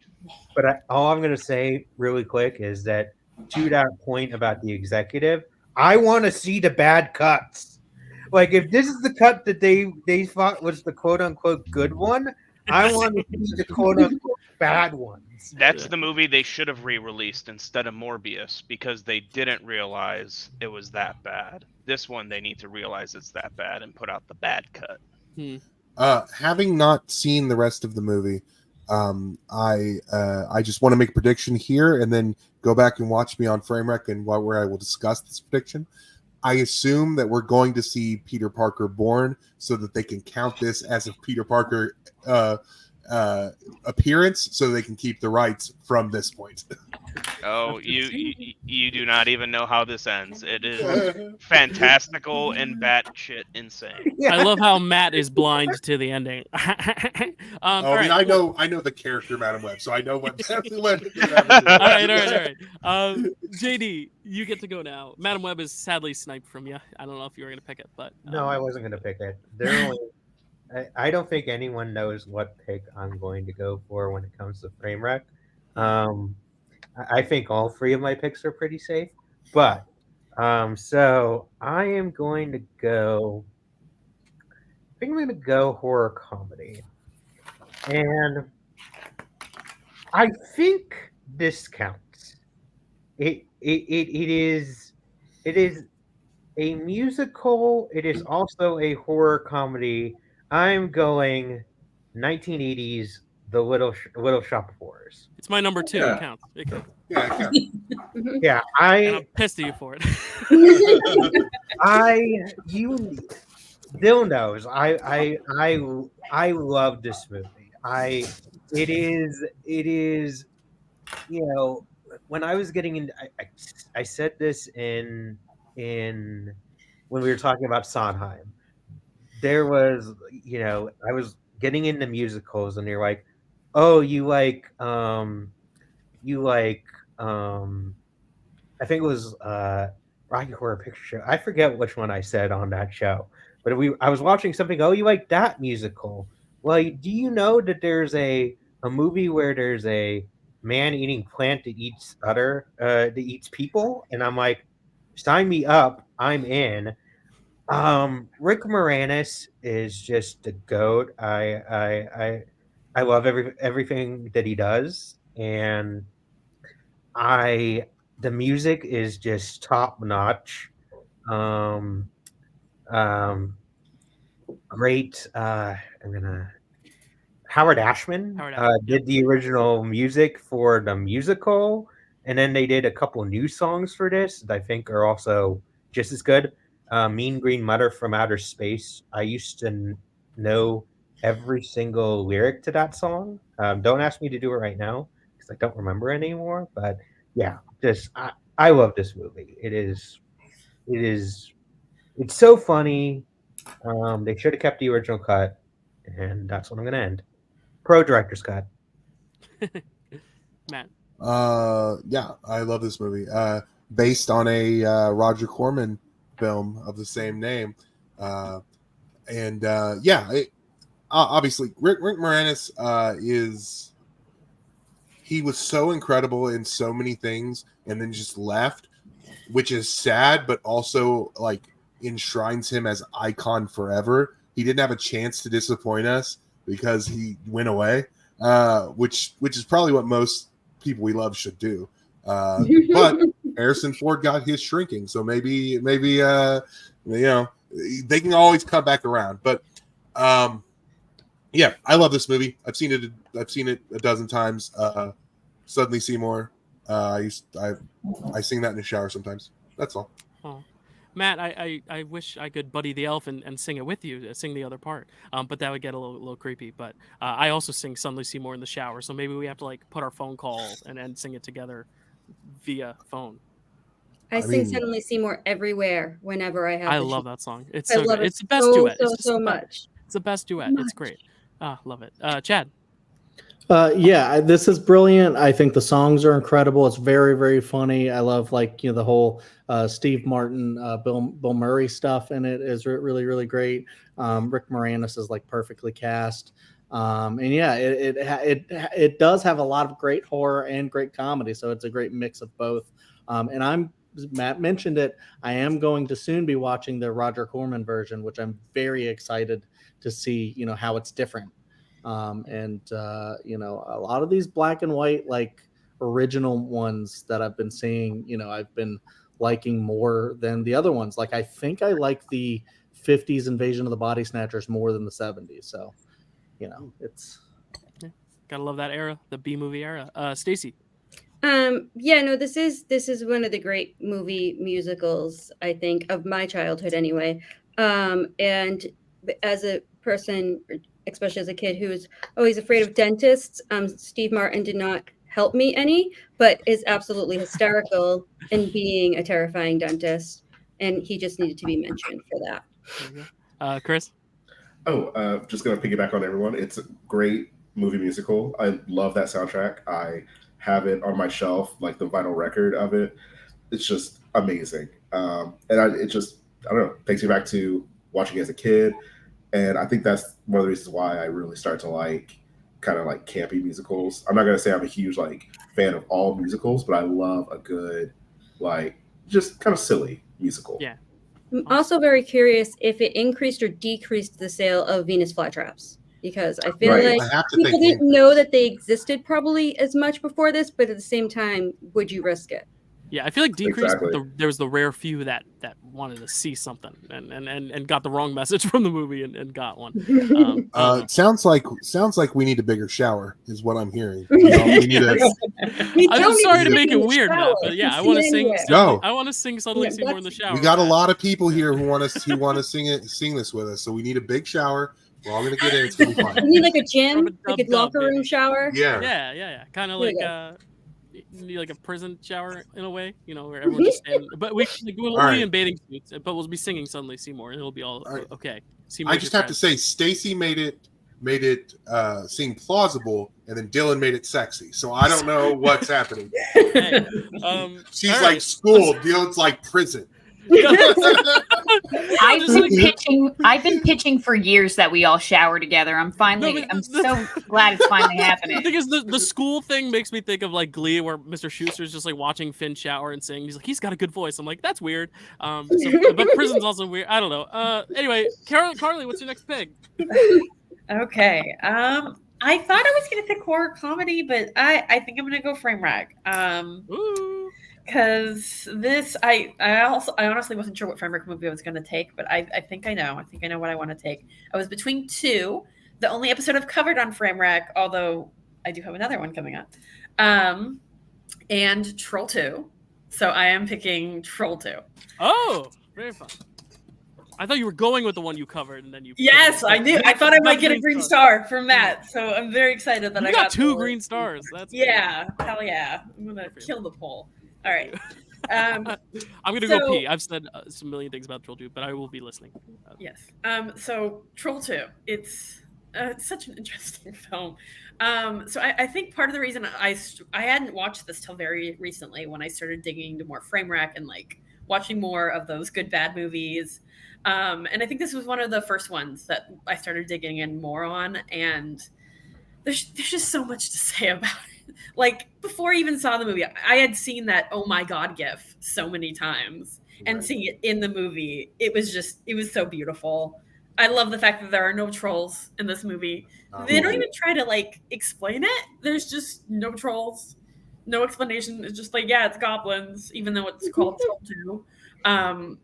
The moment when they're like, I think it was like they're singing like row your boat in the car or something like that. Oh god, I can't every time. Oh my god, that's just amazing. It kills me every time. one of my favorite quotes is probably, "I'm tightening my belt so I don't feel hunger pains." It's that whole sorry, go ahead. It's so bad and it's so good, and I've even had even more fun listening to the commentary Matt and Dyl did on my second watch of it, because you guys noticed so much of the small stuff that I noticed. I was like, I wonder if they'll notice when I listened with the commentary, and you did. And yeah, I don't have much else to say about it. Just it's beautiful. Everyone needs to watch it if you haven't. It's amazing. I don't have to say anything else about it because there's a full episode and a full commentary, but I'm gonna. It's my favorite Bad movie. It's so good. I go watch it as many times. There's not a second in that movie where you're not just enjoying it. Also, there's a documentary called Best Worst Movie about the love people have for this movie. It's also worth watching. It follows the guy who plays the dad while he's kind of navigating the waters of being famous for being really bad at something. And it's very good. Anyway, yeah, that whole scene, see that? That's hospitality. You can't piss on hospitality. I won't let you. What are you going to do to me, Daddy? I'm tightening my belt so I don't feel hunger pains. That whole sequence. Oh, it's just my favorite. I love it so much. I love that movie. It's very funny. If you haven't seen it, go watch Troll 2, then watch it with our commentary. It's just then watch it a third time. Then watch it a third time. Watch it as many times as you can. It's very good. I love it. We recently did a bracket on Chad's on Welcome to Primetime with Chad and Carrie and Hunter. Me and Dylan did, and we both tried to put Troll 2 on the list of greatest horror movies, and it was on there. It didn't make it because none of them had watched it recently, but I still love this movie. I'm gonna let other people talk about it. Yep. You've heard me talk about it, and if you haven't heard me talk about it, go listen to me talk about it. It's awesome. Go ahead, Chris. Troll 2, it's super close to my heart. Like I have in my background a Troll 2 poster, like this one, however, right there. However I put it, whatever. Anyway, signed by the actor who plays the dad, Glows in the Dark. One of my favorite posters. I think it was actually like not tour. I think they were like doing like a tour thing where they were going to theaters where they were playing Troll 2 and like doing all this stuff. But yeah, love that movie. Like just the absurdity of it and how you can tell that it's just written by like just someone who doesn't fully have a grasp of like American culture and like just things like, I don't know. It's so bizarre. The American culture, the English language, how the English language, talk, yeah, how teenagers act. At one point, the teenage girl, the teenage daughter, and the guy who plays her boyfriend were about to do a scene, and they were like went to the director, who like English was the second language. He was not American. They went to him and they're like, "Listen, this is not how a teenager talks. Here's what we would do." And he was like, "I know how teenagers talk." He tells these teenagers, he's like, "You'll do the lines that I say." And that, again, I mentioned it earlier, a movie so earnestly made that the person making it doesn't understand the problem with what they're making is just it's just perfect. It's perfection. So good. Great. Chad. This was a Carly pick. Yeah. Surprised she didn't go with a different one. Yeah. Maybe it'll be in horror comedy. Just kidding. All right, guys. Troll 2. We move on now to Corey, who is going to give us his third pick. What are you going to go with, Corey? So I think I got to pick actor at the risk of this actor falling off. This is an actor who I am quite in real time realizing how much I love this actor, how much range this actor has, a working actor for an extremely long time, and then finally got his roses. I am, of course, talking about J.K. Simmons as Professor Fletcher from Whiplash. Whiplash is a very let's go. Yeah. Of course, we love it. So, Whiplash is a very important movie for me personally. music was one of my first passions in life, and this was a movie that kind of almost like ejected my passion, like, and made it so much bigger for film as a whole. I think this performance is borderline psychotic, and it's very representative of what the creative process can do and kind of the toxic mentality that can kind of creep in. And it is one of the most aggressive performances you've ever seen in your life, but it's everything delivers to the end product. And I think the performance and the film as a whole, there's a lot to unpack about what it means to be competitive and what it means to be great. And he is frankly, it is more his film rather than Miles Teller's film. And it's kind of, he is the center in which everything kind of circles. The story behind the creation of Whiplash, it was originally a short and then it got turned into a film. So it's kind of just in general this triumph. And like I said, people maybe knew J.K. Simmons the most for J. Jonah Jameson before this performance, and it is a performance-changing career. Frankly, the other pick I would have maybe picked for J.K. Simmons outside of like Juno or J. Jonah Jameson is a show Counterpart, which kind of shows his extreme range. Underseen show on like Showtime or Stars or something like that. Had it been on HBO, people would have been like, this is the most insane thing. And that show got made because he showed he could carry an entire movie. And very near and dear film to my heart, and a performance that, very iconic performance that, competition, creativity, a lot of things that have been important in my life, kind of shown for the good and the bad nature of it, and kind of the double-edged sword, knife's edge of being a musician. Absolutely. This is obviously, you got the green star. This is my favorite performance of his, but really you could have picked any performance, and I wouldn't have given you the green star, but I would have been like, yeah, that makes sense. He's great, and he played basically like small impactful parts for a long time, but didn't really, like you said, didn't really get his flowers until Whiplash. But yeah, he's just an incredible actor. That role, it is, a great villain performances happen all the time. There's few that you absolutely hate the person while still loving the performance in a way that you do with this guy, because the character sucks so hard, like just sucks so hard, but that performance is so compelling that you don't want to leave this character that sucks so hard. Whiplash is my favorite movie of 2014. Personally, I would have given it the Oscar, obviously, because it was. I love it. It's my favorite of that year. But absolutely, J.K. Simmons deserved the Oscar for this role. And yeah, I love it very, very much. Yeah, and just also the physicality too. I mean, Chad and I talked about it at length on pictures, so I won't go too deep. But like the physicality, just the way he's like so intent with all his motions, and he has that gravitas that it's a physically imposing performance as well. He's just jacked in that movie, but like it translates into his energy as well. But yeah, great performance. Yeah, Chad. Yeah, this was my my other one. This is my 1B to Frances McDormand's Fargo 1A. That I really wanted, and it was getting really close, and I thought Dylan was probably going to swipe it up, and then Corey comes out of nowhere with the Whiplash pick. Yeah, Corey just sniped both my number one picks, J.K. Simmons, Whiplash, and What We Do in the Shadows. So right, so Corey, yes, we'll be chatting later. I apparently never had a chance, but that's okay because it is a great pick. It would have been criminal not to have gone,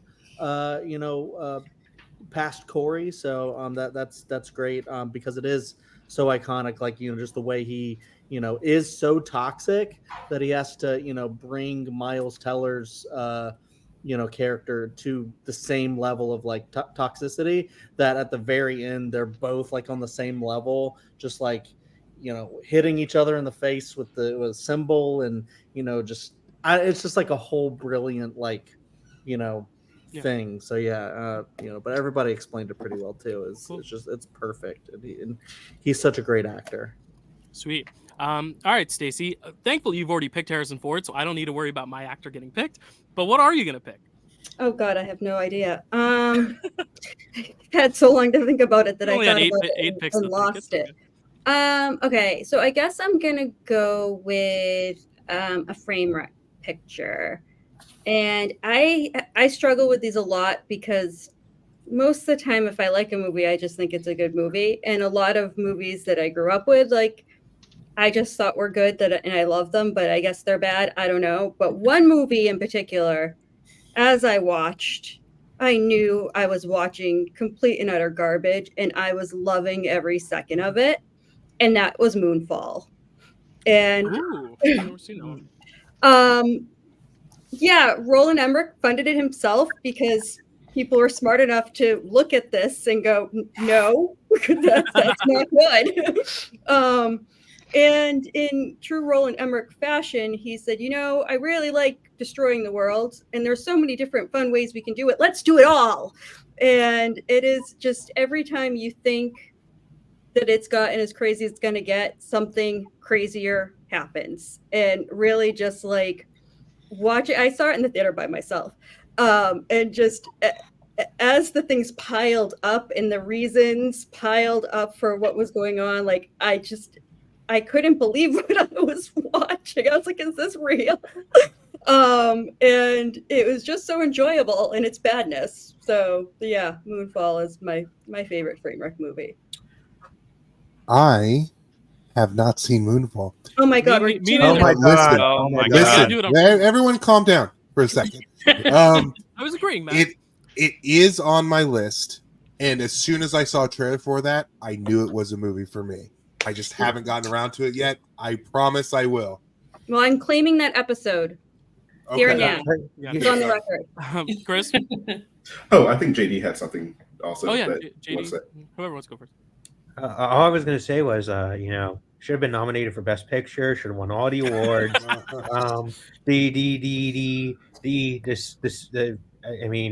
Stacey, I don't know what you mean. You didn't think it was going to get crazier when they said screw the moon on the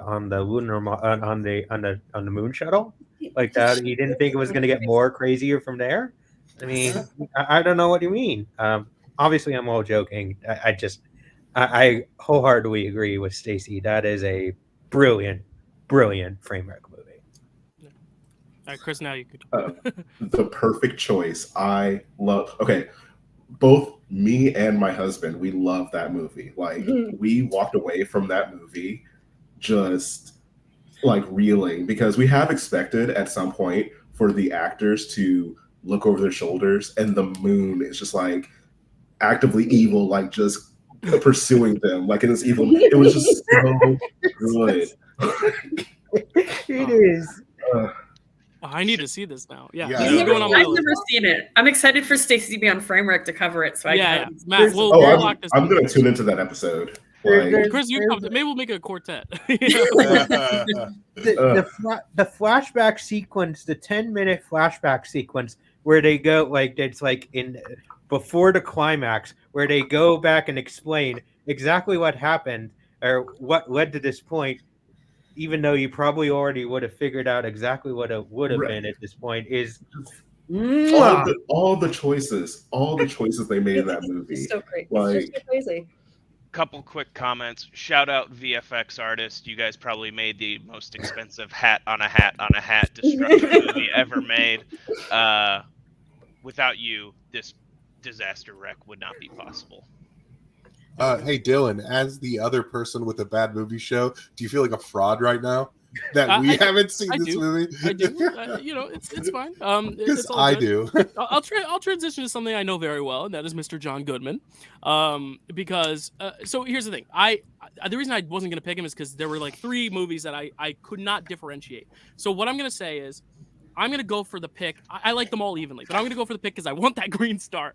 So I'm not picking Monsters, Inc., which I think is fantastic. I'm not picking 10 Cloverfield Lane, which I think is fantastic. I'm picking The Big Lebowski. Give me that green star. Yes. Okay. I knew it. No, I love John Goodman so much. He's such a good supporting player where he's never really the main focus. He is in Monsters Inc., which is very fascinating to see him kind of be the lead. And even then, it feels like Mike's the talker, he's the support. And same with all his other movies. But I think Big Lebowski is where he's best in a supporting role because he can be the comedic relief. He can also be kind of the dick, kind of antagonistic, but you love him at the same time. But you get him in the perfect amount of doses where it doesn't become overbearing, where it's like, all right, this guy is getting on my nerves. It's like, no, the perfect amount where you just love listening to him every time he chimes in with a comment. Shut up, Donnie. All those things. Just one of our great underrated actors, I feel. Never been nominated for an Oscar. Should be at this point. Should be winning an Oscar. He should have probably won for this. 1998. I forget what won supporting actor that year. Chad might be able to help me out. I don't remember. Robin Williams. It wasn't Shakespeare in Love. No, Robin Williams was 97 for good. I'll have to look it up. But whoever won the supporting actor Oscar for 1998, I don't think would have been quite as good as John Goodman. But that's my 2 cents. But I love it. We don't roll on Shabbos. John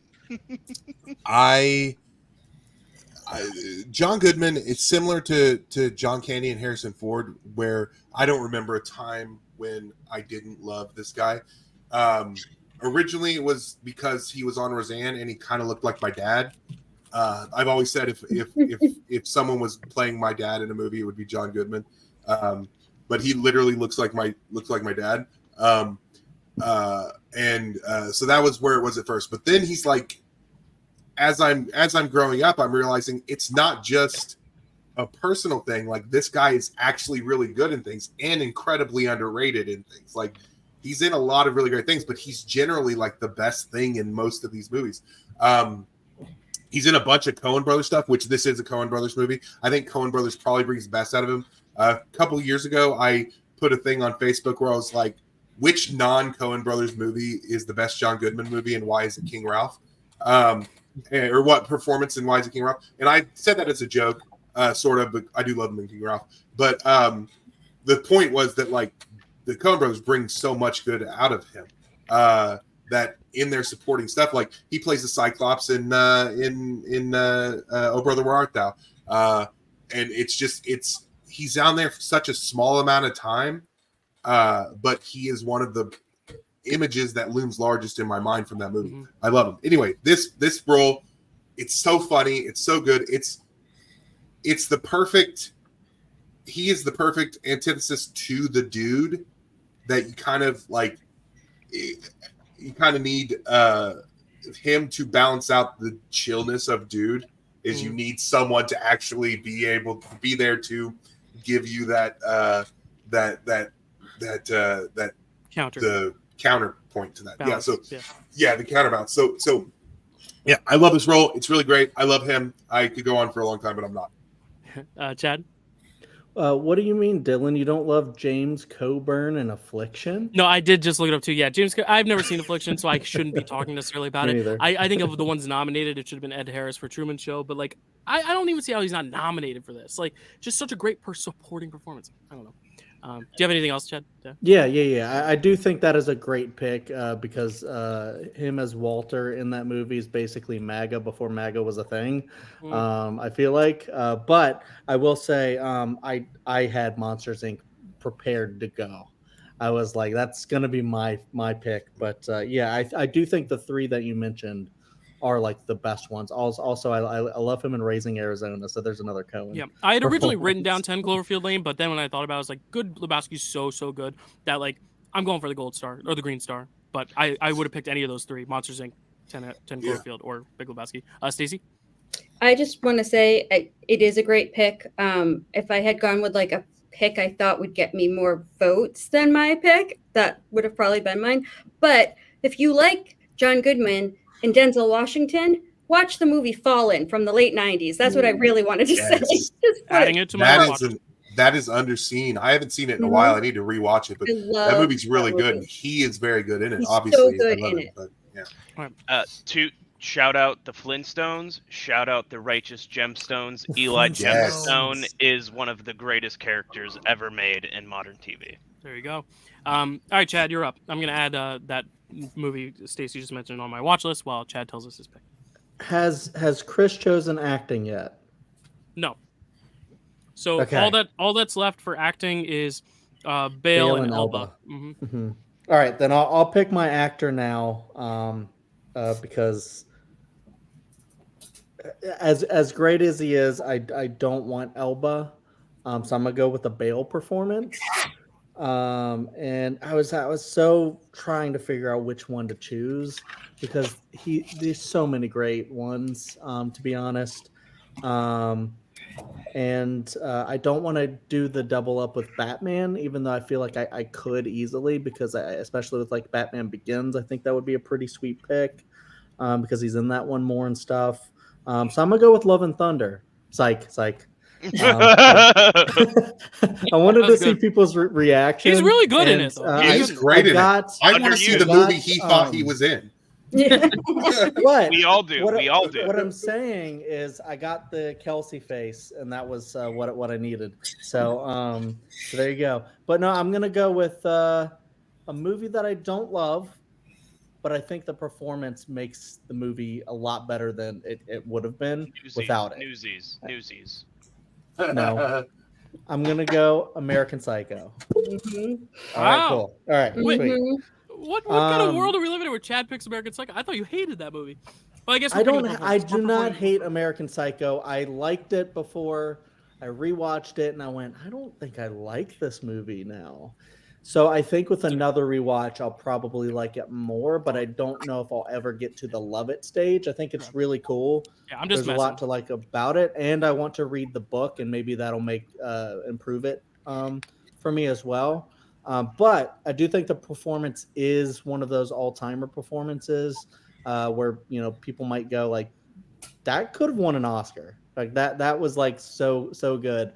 Where he's perfectly encapsulating like that type of person, like the douchebag, white collar, suit wearing guy. Kind of like the guy in Breaking Bad. That douchebag that gets his car blown up. But let me talk about this. He also plays like the perfect serial killer.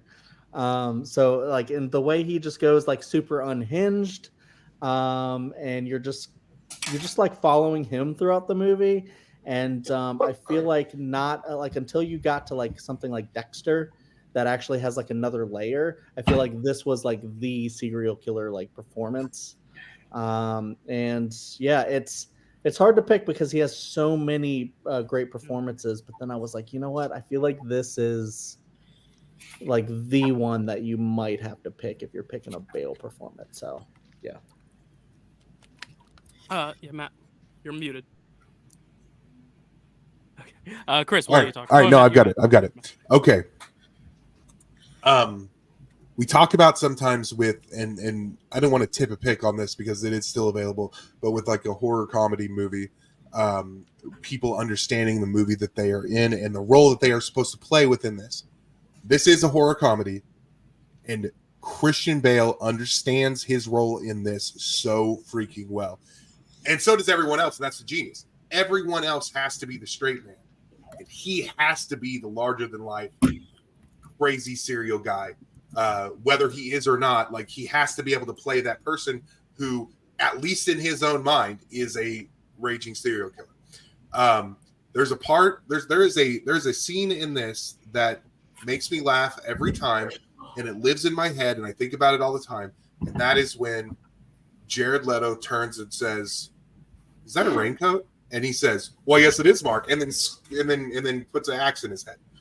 It's just the funniest stuff. It's so good. It's such a good performance because he understands the role that he is in, and that is why I love that role, that performance. Good pick, Chris. That was gonna be my pick for Christian Bale, and I totally understand it. My history with American Psycho is like back when I was like a teen, or like I kind of went through an early like film bro phase where like I watched it and it was one of those things where it's like, well, it's so acclaimed, like I have to really like it, and even then I don't think I really fully enjoyed it. But then in my adulthood, I read the book and I have a complicated relationship with that author, Brady Ellis. Like, he's not great, but the book definitely enhanced how I felt about the movie. It's still not, a top movie for me, but his performance in that, perfect, off the charts. So that, I love Bret Easton Ellis books. I do understand what you're saying, though. There's something away about how he writes disaffected people that really resonates. But he is a challenging figure sometimes. Bret Easton Ellis. Like, I love Less Than Zero. Like, I like a lot of his books. It's just Rules of Attraction is my favorite. I love that book. Yeah. I just cannot deal with him. Stacey? But that's it. Oh, I said brothers because the characters in Rules of Attraction. Oh, yeah, brother. Yeah, Patrick and Sean are brothers. Yeah. Stacey, anything to add about Christian Bale? Yeah, I think if someone was going to predict my picks, this would be the pick they would have predicted for this list of actors. Partly because I have a pop of him as Patrick Bateman. My love for this movie I've discussed on this channel before, and we have a lot of people in limited time, so I won't go that into it. But I just think it's such a fantastic performance. What Chad said about it being Oscar worthy is true, and it's not something that, for me, what makes a great performance is that person owns that role to an extent where like nobody else could do it. Like, you can't see anybody else doing it. Definitely not anybody doing it better. And this is definitely an example of that, in my opinion. Perfect. Great. All right, Chris, you're up next. You got 2 more picks, and then you'll have to be chilling for a little while, so make them count. Would you like Idris Elba or Idris Elba? Right. I'm going to go with Idris Elba for my actor. And I could take the easy way out, I guess, and go with what I feel like. I'm going to follow my heart again.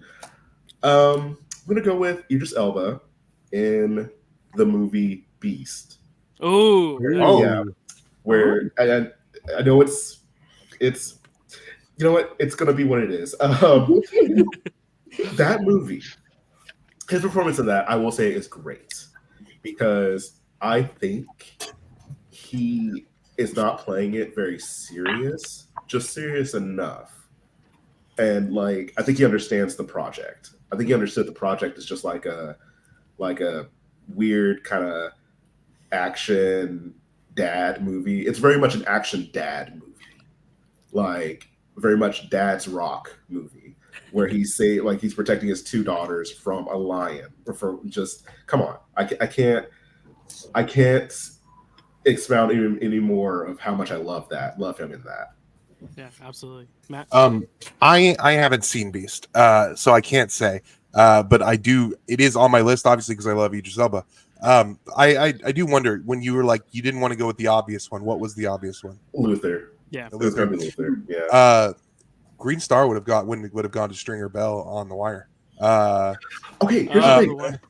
I've never seen The Wire. And I was just talking about that with some friends, and I need to watch it.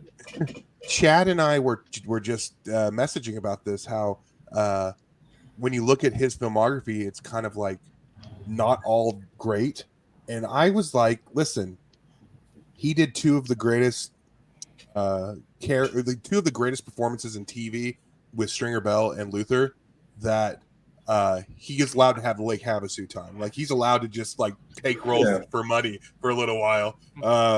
And even if the movies aren't great, like, he's great in them too. He's always like, great. He delivers. Yeah. Like, even Prometheus, which I know people don't love. I love it. I think he's great in that too. Yeah. And he is he's great in the Thor movies as well. The Harder They Fall. Ooh, the Harder They Fall. I haven't seen The Harder They Fall. It's on my list. Oh my God, there's too many of these that I haven't seen. Beast of No Nations, also another good one. Beast of No Nations is won the SAG award. So he has a lot of really great performances and a lot of great performances in dead movies. So really, I was just excited to be able to talk about some of these. But I do want to see Beast. Beast I almost saw in theater. In fact, I think I bought a ticket on my A list which was free, but I bought it, but wasn't able to go to it, which is just a story that I, as a dad of 3, I do all the time. So it got my money, but I don't know that I didn't actually see the film, which I will. Anything else on Beast? Yeah. I haven't seen it. Carly, yeah. Yeah, I actually have seen this one because the girl that's playing Annabeth in the Percy Jackson show, she's one of the daughters in it. And I was like really excited about that casting. So I watched the movie purely to check her out. But outside of that, like, it's a really good movie. I mean, maybe not a really good movie, but I really liked it. I really enjoyed it. And I never would have expected that pick, but I think it's a really cool pick. And he definitely is a standout in that film. Awesome. Yeah, and like I said, I think it speaks to, like, it's a movie for dads, I feel like, who's just like, yeah, I would protect my daughters from a lion, and I could do it. But yeah, the irony that I didn't get to go see it because I'm a dad. Yeah. It's like Inception. All right, Chris, you get another one. You've already gotten your horror comedy, your Batman, and your actor. You still have your coming of age and your Framewreck. I'm going with coming of age. And I think I'm going to go, this is difficult for me because I love a coming of age movie. There's a lot of them that I love. But I'm going to go with Boys in the Hood. Nice. Yes. Oh, great pick. Nice. It's classic John Singleton. It speaks to me just because I remember watching it as a kid. I thought it was perfect. Like, we weren't really getting very many, like, Black stories at the time, and he kind of came through and really gave us what can be considered, like, good, like, hood cinema, like, of the era, of the time, of the setting. And I think it speaks no matter where you really are from, but, like, it definitely helps if you understand what it is to be marginalized, and also to just come from a community that it doesn't really get proper resources and things of that nature. A lot I can say about this movie, but I just love Boys in the Hood. Love it. Yeah, I love that movie. It's very, very good. The thing that strikes me about Boys in the Hood is that it is a Black story that speaks to pretty much anyone who watches it, even if you don't experience that, not in the same way, but it does speak to people who watch it, and it does not attempt to white it up. Like, it doesn't attempt to whitewash it. Exactly. It tells a Black story from a Black person's mouth, as a Black story without any prerequisites, anything like that, which I think is genius. And it's proof that kind of thing can be done, which I think is why we saw the boom of that for a little while. Just like with any boom, it becomes a parody of itself eventually. Yeah.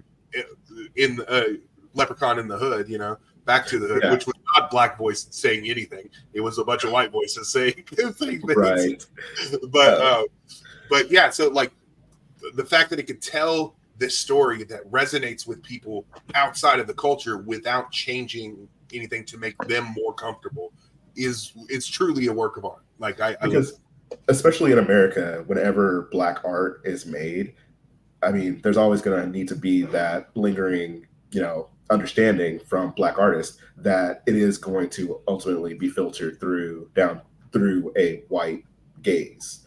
Mm-hmm. So you have to keep your art to where it is specifically still speaking truth, but still understand that it's going to be absorbed under, this white gaze kind of appeal. Absolutely. Carly, thoughts? Yeah, I absolutely love this film. I didn't even think about it for coming of age, so I think it's a really fantastic choice. I used to never cry at movies, but I now cry at them all the time. But back when I didn't, this one just made me bawl like a little baby. It's such a fantastic film. It's so well made. And I think John Singleton, I think he like wrote it as his application to film school or something like that. Like, something crazy, like amazing first script or whatever. That's insane. Yeah, just fantastic pick. Yeah, Chad. Honestly, this should have been on my list because this is one of the like quintessential movies. If someone just like doesn't understand what it's like to grow up in the hood or whatever like that, it's just like I feel like that's the one that you have to point to. That like that and another one that should have won Best Picture from Spike Lee. But this one, when I think about this movie, I think about that one scene with Larry Fishburne explaining to the kids, like, you know, why they're having such a hard time, and like why, you know, there's, you know, people who are trying to push them down when, you know, when you have what is it they said, you have like a gun store or liquor store like on every corner, like, you know, why do you think that actually is? Like, that's on purpose, like people have put that there and stuff. And you know, I feel like, you know, when you have, something like the triumphant story of, you know, Ricky, you know, trying to go on to bigger and better things only to be struck down, and just, I don't know, just how emotionally resonant that ends up being, you know, and just such great performances like Ice Cube and Larry Fishburne, like I mentioned, and Cuba Gooding Jr. Just brilliant movie. Great pick. Perfect. Corey? I'll add the last thing. Obviously, very, like we said, very wholly authentic and unabashed point of view of this film, right? And then two very early great performances from Regina King and Angela Bassett, right? Like, it's one thing to put together this wholly authentic film, but like Chad said, finding great performances out of actors to go on to do great things in the long run. So, like, clearly a landmark film. Absolutely. All right, Chad, you get to now pick either your coming of age or your Batman. What coming of age has been picked so far? Boys in the Hood. Ferris Bueller and Boys in the Hood are the only two that have been. All right, mine is actually very deep, but I think I'm gonna try to do the pandering pick and play for that other star. Oh, okay. But it's not just a pandering pick. It's a movie that I absolutely adore. So I'm gonna go for it. I'm gonna pick Dead Poet Society. I feel like if this the fake out for Matt. I was like, you know, if this whole show, this draft day goes away and no one picks Dead Poet Society, which is probably not going to happen, it would have been a crime on Matt's episode. So, you know, it's his favorite movie. So, and, you know, we had him as a great guest on our episode of Picture This, where we where we talk about now I'm winning because I got the most stars, but we'll see if that changes. But on our episode of Picture This, where we covered Dead Poet Society, we gave it the spoiler alert. We gave it the big win because it is such a brilliant movie. I think it like says everything that you have to say about coming of age. Maybe not everything. It only shows a limited perspective. It is a boys' school. And it is a certain type of boy that, you know, basically is so privileged to be sent to a school like that. But then it shows the issues of that and how the school, you know, wants to gear kids in like such a, you know, traditional way that they're kind of like Barbie. You know, they want to put them in a box and like say, you need to go here. This is your lane and you can't veer out of that. And you have to study. You have to, you know, do everything that's right. And then you have this one teacher who comes in and says, you know, no, you actually need to, you know, sometimes rip the pages out and, you know, do things your own way, seize the day and just, you know, put a stamp on the world in your own way. And then I love how you get to see, you know, Ethan Hawke's trajectory with the guy from House who plays Wilson. What's his name? Robert Sean Leonard.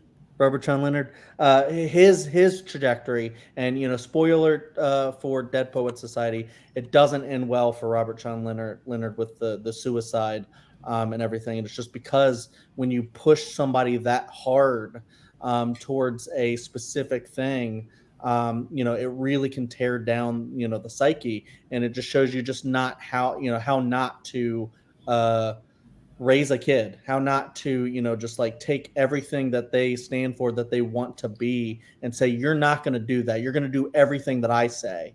And, you know, it's the exact opposite of how I want to raise my kid.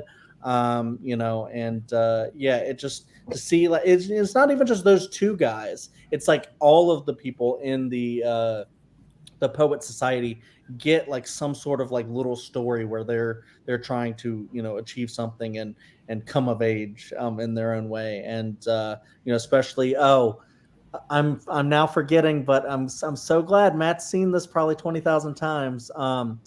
What is the name of the one kid? He has his chosen name.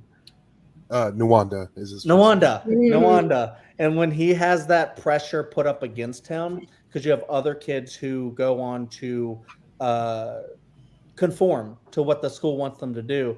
But when Nwanda comes out and goes, you know, call me Nwanda, it's like such a cheer moment, like that, and them standing on the desk to, you know, say, Captain, oh my Captain. It is such a perfect movie. I think this might be the best coming of age movie. Even I have a whole list that maybe we can do a coming of age draft day at some point, because I have so many. Yeah. I've actually never seen this. I'm kidding. This is my favorite movie. That was good. That was good. This is my favorite movie. If you want to see me talk about it at length, go to watch the 1989 episode of Picture This. I will say that what I said on there, which was not everything I said on there, but I found this movie because my uncle Mike. I had always seen it like in the video store when we would go through. But I never really thought about watching it. My uncle Mike had it and said, "Oh wow, you have to watch this," because he knew it resonated with me. I was 13 years old, and I watched it, and it was the first time a movie said, "Hey Matt, you're allowed to think however you want." And I was like, "Oh wow, that is something." And it became my favorite movie from that moment. It's inspired my life. When Robin Williams died, it felt like a dear friend had died. I mean, obviously, there's this parasocial thing that I think everybody felt with it, but it felt like this this strong force in my life it was going away. The work that he left for me was still going to be there, and this movie will always be there. But that it just felt so personal to me at the time, just because of that. But yeah. So obviously, I love this movie. If you've never seen it, go watch it, and then go watch our episode of Picture This. Yeah, I mean, beautifully said everywhere across the board. Anyone else have anything else to add to Dead Poet Society? I mean, we love it. Oh, Captain, our Captain, Mr. Matty Fresh. Favorite movies off the board, but it is up to me. And at this rate, we got to average about 3 minutes per discussion, so I want to try to keep it brief. But Hocus Pocus is going to be my horror comedy. It is spooky season. It is the one I watch every year. My number 1 was What We Do in the Shadows. My number 2 was Shaun of the Dead. And Little Shop of Horrors was my number 3. So this is my number 4. So I have to pick it, but I love Hocus Pocus. I have a friend in it now that I can brag about. It's just kind of fun. I love the musical numbers, the characters, Thackeray Binks. My first enjoyable experience with a cat in my life that I've now come around. And I just love the performances. It's camp. It's great. It's got horror, mostly comedy, but it is a horror comedy. It has spooky stuff. It's got zombies, So Hocus Pocus is going to be my pick here. Matt. I'm not as big a Hocus Pocus fan as a lot of people. I actually liked Hocus Pocus 2 a little bit more. But I have come around on it a little bit more as an adult, where I do enjoy it more, but it's a great pick. It's good. Thank you. Chad? Yeah, I love this movie. It is iconic for me. I have the nostalgia with it, but I'm also one like Dylan where I would just watch it every year. It is, like a go-to. It really captures the season extremely well. We named our first cat Thackeray Binks, so there you go. That's what it is. Yeah, and it's just such a great pick. Love it. Any other thoughts on Hocusy Pocusy? I absolutely love this one. It's great. Yeah. Excellent spoop. Excellent spoop. All right, there we go. Moving right along. Stacy, you got your Batman, you got your actor, you got your Framewreck, you still got your horror comedy and coming of age. I will say I also have a Hocus Pocus pop, but we're running short on time, so I won't run to get that one. I am going to do coming of age. I was considering going for the Green Star. So Chad actually did me a favor in making that easy for me. And for me, it would have definitely just been for the Green Star. I don't love Dead Poet Society quite as much. But there is a movie that I have not gotten to take a couple times on this show when it fit the bill, and I'm happy I'm finally going to get it on my board for coming of age. That is Lady Bird. I have multiple times. And I just went before you. I definitely could have gotten Hocus Pocus in the last round too. Oh gosh. Okay. No, but this is destined, Dyl. It's destined because I know. I've gotten it in previous drafts. I got it in the oh my god, my hat hair. I got it in the women directed draft, and I believe one other draft. So I'm so happy for and I just know that Barbie draft. Yeah. Twice I wasn't able to take it. And the thing about this movie, and I'll be brief because you can watch other episodes and see me really delve into it. But as a mom and having been a teenage girl, I just relate to every which way of this movie, like on all levels. And it's absolutely incredible that it can do that it can be so relatable from the teenager side and from the parental side. And it's fantastic. And I'm just so happy to finally get it. Yeah, I'm happy. But yeah, no, I talk a lot about it in some previous episodes that I didn't get to pick it in. Laurie Metcalf was robbed. As much as I love Allison Janney, she's one of my just favorite people in the world. There's only one situation where I would ever say she didn't deserve to have, or where she shouldn't have a golden statue of some kind, and this is the one situation where I say Laurie Metcalf deserved that mother win because they both were playing mothers, and Laurie Metcalf was the best actor in my opinion from that year. So anyway, this movie gave us Timothy Chalamet. It also I really like this movie.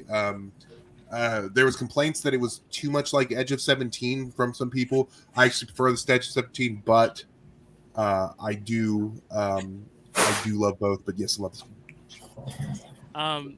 I love Lady Bird. I would go on and on, but I know we have some time. With a lot of picks left. Any other thoughts on Lady Bird, though? Anyone want to talk about Lady Bird?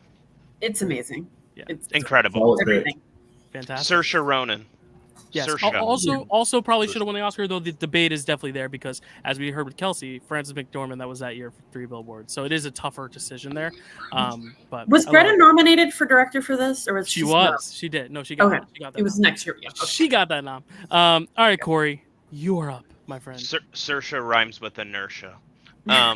Okay, yeah. Sorry, I'm a nerd. That's how I remember how to say her name. I love it. I'm gonna go with coming of age.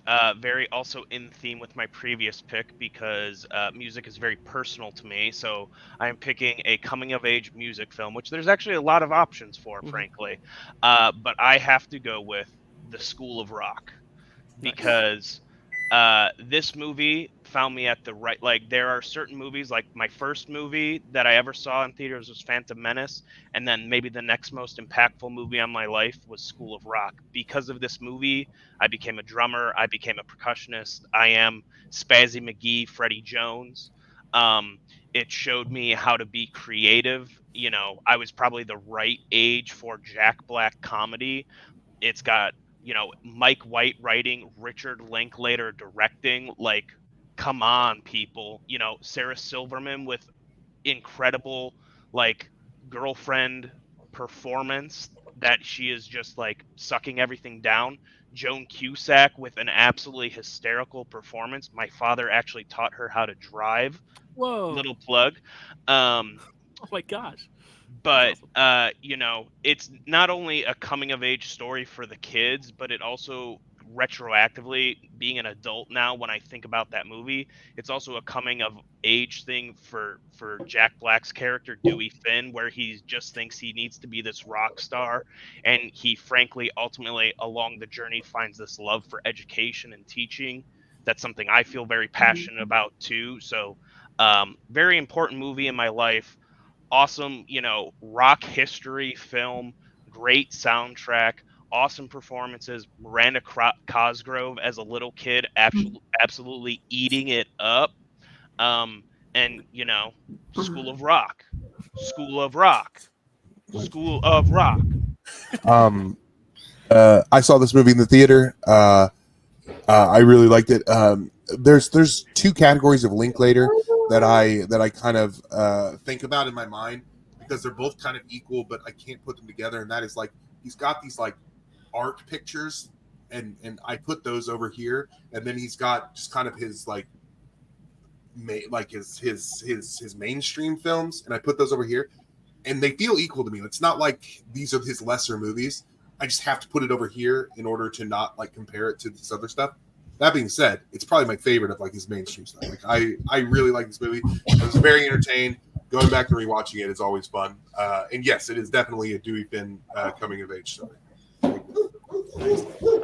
Yeah, Chad. There's a lot in the running, but this is probably just bar none my favorite Linklater movie. I mean, it is in my top 64 that I put in there. I do think it's just like the perfect movie to watch. Like you always get sucked in to this. And yeah, I agree. I love the coming of age like all throughout, and I just think it's one of the best like Jack Black performances. I love Joan Cusack in it as well. And it's just so fun and hilarious. I love it. I love it so much. It lives rent free in my head.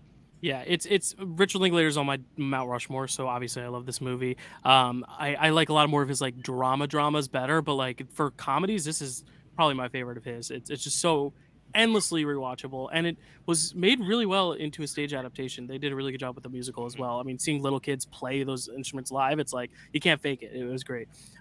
Any other thoughts on School of Rock? I saw that in London, by the way, the musical. Nice. Oh, I'm jealous. Mr. Andrew Lloyd Webber. All right, cool. No more thoughts on School of Rock, so now we move on to Carly. Carly, what is going to be your rockin' fourth pick? I get to pick my horror comedy, and my number one is still on the board, which I am very excited about. So I am picking Ready or Not. Ooh. Which is for me, it is truly a 5-star film. Like it's far and above the rest of the horror comedies on my list. Like I just adore this one. I love how she starts with like just this white, beautiful, pristine dress, and throughout the movie, you see it get bloodier and like more ruined and ripped. Like it's such a good like visual cue for where she is in the movie. Samara Weaving kills it. This is my favorite role from her. She's so good. Like she's so badass, but like still relatable. Like the decisions she makes in this movie, I feel like she's never making a decision that you're like, I wouldn't do that. That's so stupid. Like she's kind of put in an impossible situation, and like what she does makes a lot of sense throughout. And I love all the rich family is so interesting because like most of them are just horrible people who you hate. But then like there's her fiance's brother who's actually kind of sweet at times, and you're like, oh, I don't know what's going on with him. And then the whole turn with the fiance at the end is really interesting. Like it really has you guessing throughout, which I think is cool. Just the suspense is great. The pacing is great. I love this. I have to consciously try not to put it on my Halloween list every year, just so I don't overwatch it because I've seen it like 5 times now. But I absolutely love this one. Great, Matt. I love this. I saw it in the theater. I absolutely love it. Somebody recently said that it was more of a thriller than a horror, and I think that person's in this group. So I'm not going to call them out, but they're wrong. This is definitely a horror movie. It's a horror comedy. I mean, the devil's in it. It's amazing. The ending. I love a movie that will go for it. That will go for that ending that nobody thinks you'll do, and then you do it. That happened at the end of this movie, and I absolutely love that. It's a great film. It's great pick, great film. Love it. Yeah, Chad. Yeah, this is definitely a great pick, Carly. One thing that I love about Radio Silence between this and Abigail, a slight spoiler, is how they love to make people explode, which is really fun. Is Chad done? Because I took out the things for okay. I haven't seen Abigail yet, so I didn't want the spoilers. Chris, what do you have to say about? This was my number 2 for horror comedy, so this is a great pick. Like, I love this movie. I also saw it in theaters, and I loved that it, like Matt said, it went for it. Like in the end, it was just like, oh, we're just gonna make this choice, or we're gonna actually, stick our heels in. Loved it. Yeah, I love movies. I love games, so movies about games are always so much fun. If done right, sometimes they really flub it, but like any movie that's set around a game, always fun. That's why I love Survivor. Stacy. Yeah, great pick, Carly. I mean, people that know me know that I love movies about deadly games in particular for some reason. I don't know why, but so this definitely is very high up there for me. And that's all. Nice. So we're coming back around to JD. It's sad with so many people. It's like I feel like I haven't talked to JD and Kelsey in a while. So we're getting to that end of the draft. It's like we're moving on to the left side once again.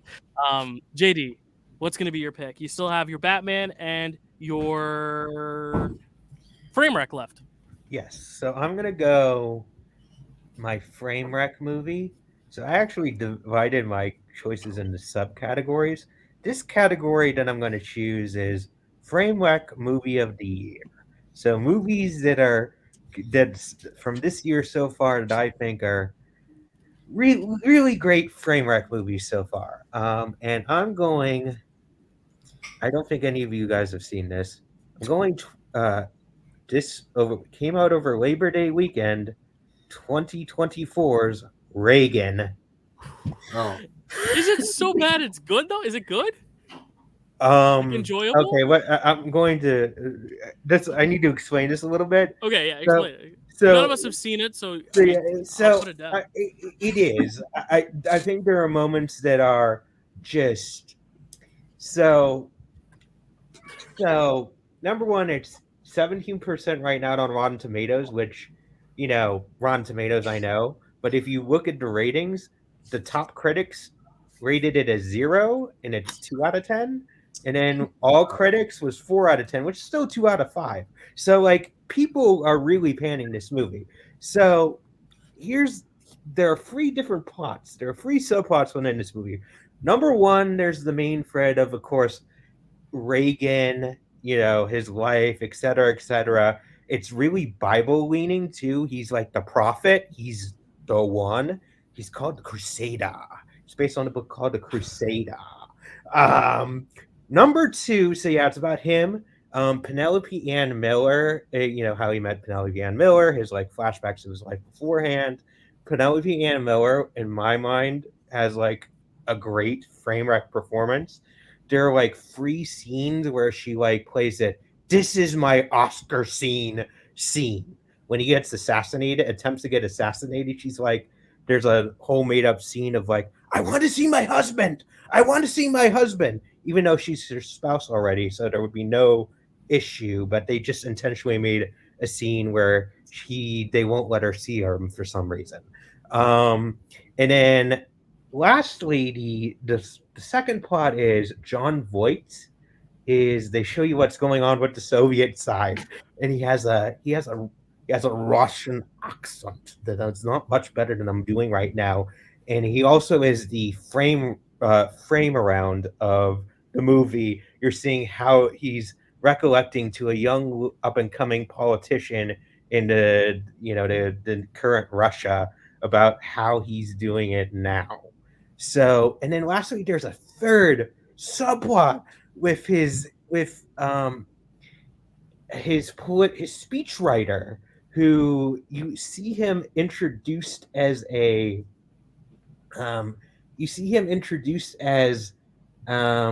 college surfer dude who cabins on his lawn, and then the climax of the movie, I'm going to spoil it just so you guys understand. Spoil American history. Just so you understand how Framewreck this movie is. He's struggling throughout the whole thing of he gets hired to be part of the White House, and he's struggling to fit in. And he's they're talking about people are expecting Ronald Reagan to say this thing. He needs to say it.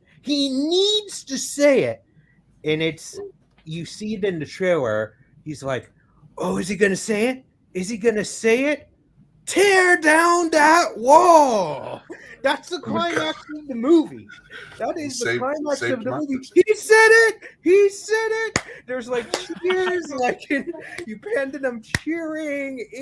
I'm telling you guys, it is a Framewreck movie. Right. Yes, there are some very intolerable. There are some intolerable stuff. It is very Bible leaning, but if you can get through that, oh my God, there is some beautiful stuff in there. All right, I'll take your word for it. I know it's so recent. I don't think anyone else has seen it, but Matt, do you have any comment on it? No, I haven't seen it, and we could keep this free of politics, or I would go on and on about Reagan. I've heard even if you like Reagan, it's a bad movie. I've heard it's like no matter where you lean, it's bad. I'm not watching it unless it talks about Nancy Reagan's exploits on the black lot at MGM. That is all I have to say about that. No, it doesn't, but it does talk about. There is a scene where the Herbert Sorrell, who is goes about how Herbert Sorrell was actually a Soviet. Their conspiracy theory, he was actually a Soviet plant, and the whole point of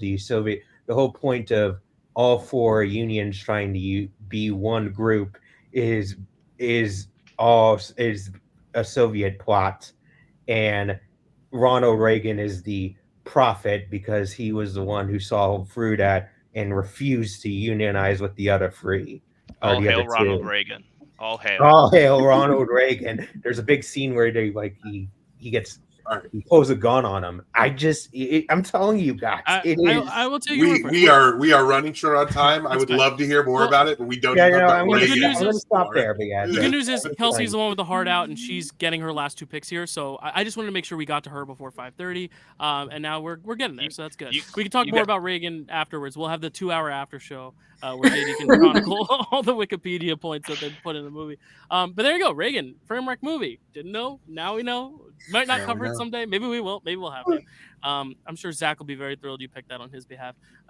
Kelsey, what are you gonna go with? You still have your coming of age and your horror comedy left, right? You picked Madam Web as Framewreck, not horror comedy, correct? Yes. Okay. Yes. No, yeah, that was 100% my Framewreck movie. So I'm gonna do my coming of age first. Just because, there's like not much to say. This is a movie that I feel like I've talked about a lot. It's like the first film listed on my Letterboxd top 4. And it's The Breakfast Club. Okay. Nice. I just this is a movie that I can just watch like time and time again, and has really great performances and really great lessons learned. And I just feel like it's iconic. And everyone can relate to it. Yeah. Matt? Oh, you're putting up the... I was like, why is Matt frozen? And then I was like, oh, fuck, right. I'm an idiot. I love that you picked that because I feel like it's fallen out of favor recently, even for part of it for good reason, but it was also the 80s. There's things that were not acceptable then. They are not acceptable now. They were just more comfortable showing them not being acceptable. But yeah, this used to be in my top 5. I love this movie, and I've watched it 1,000 times, and it's very, very quotable. And I'll never be as cool as John Bender, even though. Let me refrain that because I used to say I'll never be as cool as John Bender, but thinking back to it, he definitely assaulted her. So maybe I'm cool. Maybe I am cooler than John Bender. You are cooler than him, Matt. Anybody who yes? Yeah, I'll go real quick. Breakfast Club is brilliant. I love just putting a bunch of teenagers in a room to talk about their issues and life and stuff. And it's just a really fun movie, and it's iconic, of course. So great pick. Chicks can't hold, they smoke. Great. Did we get all our thoughts on The Breakfast Club? Anybody else have? I was peeing. I was listening to this. That was the fastest pee I've ever seen happen. Thank you. The thing is, I pee very, very short lengths, but then I like the amounts are longer. So instead of one long pee, it's a lot of shorter pees, if that makes sense. So it's not like the John Mulaney problem of 11, but it's a lot of short peas rather than one long one. I don't think we have time to unpack the dynamics of we also don't have time to unpack why I'm not the biggest Breakfast Club fan, but it's a very particular story that has nothing to do with the film. But we'll talk about it another time. Kelsey, what's your last pick going to be? Your horror comedy. My horror comedy, I really hope that most people here have seen this movie. Just because I just remember, I don't know why, but for some reason, watching the trailer of this movie really resonated with me. I don't know why it's such a core memory from it came out when I was in high school. So from sophomore year me, I don't know why I watched the trailer of this movie and was amazed by it, but it's Warm Bodies. Oh, I haven't seen that. Romeo and Juliet story. Yeah. Oh, yeah, Shakespeare. and Daniel Radcliffe, right? Nicholas Holt. Nicholas Holt. Holt. But Matt, crazy that you said that because I just rewatched it for this, and it like literally dawned on me. I think like during they have like a balcony scene in this movie, and it was in that scene where I was like, oh, her name is Julie, and they're calling him R. And like that's the whole thing. Like he's a zombie, so he doesn't remember his name. And I'm literally like, I'm the biggest. I think I'm the stupidest person I think I've ever met because it just dawned on me like literally the other day in preparation for this. But yeah, That's awesome. I love this. It's such an interesting take on a zombie movie. It's a good one. And a Romeo and Juliet story. Yeah, I've gone on record on this many times. I love a modern take on a classic story. So Clueless, modern take on Emma, that kind of thing. Like I love that kind of thing. This is done so creatively because it's creative for both genres that it's doing. And yeah, I thought it was a really well made, really funny movie. Yeah. Carly or Stacy, whoever was first. I don't care. You can go, Stacy. Oh, I was just going to say I love this pick because I feel like this movie never gets brought up, and I actually really, really liked it a lot. Just like you said, the whole different take on the genre, it being the love story, which is not usually my thing, but in this case, like it's just so different. And I mean, not so different because it's Romeo and Juliet, but so different seemingly in the genre. And yeah, I love this pick. Nice. Carly. Yeah, I actually saw this in theaters, and that was back when I wasn't watching a ton of movies in theaters, but it's very cute. I really like this one. Very cute. Like Matt said, I love modern takes on classic stories and like retellings and that type of thing. So yeah, it's great. I really like it. It's a good pick. This is one of the few ways you can do a zombie romance movie too. Like it's very difficult to do. It's vampires, werewolves. You can do those romances because they are all human and sentient. It's very difficult to do a zombie romance, and they do that. So that's really there you go. All right, so we're gonna finish up this fifth round. We'll hopefully get it done by 5:30, Kels. But if you have to go, just let us know before you do, so we can like give you our flowers, your flowers. Yeah, great. Can't have my flowers. JD, what are you gonna wrap us up with here with your Batman? Who's your Batman gonna be? So I've seen a lot of Batman, so I intentionally did not go for like the ones that are my favorite and the ones that I knew were going to be picked. I have some like really I thought I would go for the underseen ones. And one of my favorite underrated underseen Batman films is Batman Under the Red Hood. Bruce Greenwood voices Batman in that. And it's a loose adaptation of the Batman arc Under the Hood, where Jason Todd comes back to life, and there's just so much fascinating stuff about it. You get to see, like one of Matt's said multiple times, is my favorite aspects of Batman is his detective side. Who is this Red Hood? Who is this guy who is taking over the crime scene and wants to control crime and becoming a new kingpin, starting this war with Black Mask? Who is he? And as he investigates it, he has to face the reality, the Bruce Wayne stuff of his greatest failure, in his mind, his greatest failure, which was the raising of Jason Todd as Robin. And as he starts to realize it can't be, but is it? There are also really great scenes with Jason Echoes, by the way, voices Jason Todd / Red Hood. Really good. He does a really good angsty Jason Todd, who's been resurrected by Ra's al Ghul. And there are really great interactions with Bruce Wayne and Ra's al Ghul, and even this genocidal, just genocidal sociopath. He even him. He's like, yeah, I regret the death in the family thing. Yeah, that was too far even for me. I support genocide, but just unchecked chaos by the Joker. That's enough. It's so interesting. So I would suggest everybody, if they haven't, see that one. It's like 80 minutes. It's really great. Yeah, I've never seen it, so It's a good one. I'm not the biggest fan of Jason Todd as a character, mostly because he kills people, and it's a weird that Batman lets him hang out with the family because he's against that. But there are certain things about him that I do enjoy, and that story is good. That animated movie is really good. cool. Is anyone else? I don't remember have Bruce any Springwood thoughts on- specifically in Yeah, it, Bruce so I Greenwood. can't say to that. But yeah, that thing is good. Cool. No worries. All right, cool. And then we'll move along to Carly, who's going to round us out with her coming of age film. Which, oh god, they're going to keep sniping them from me, aren't they? I don't know. There's like 3 that I still really love. You guys aren't picking the right movies to make it easy for me.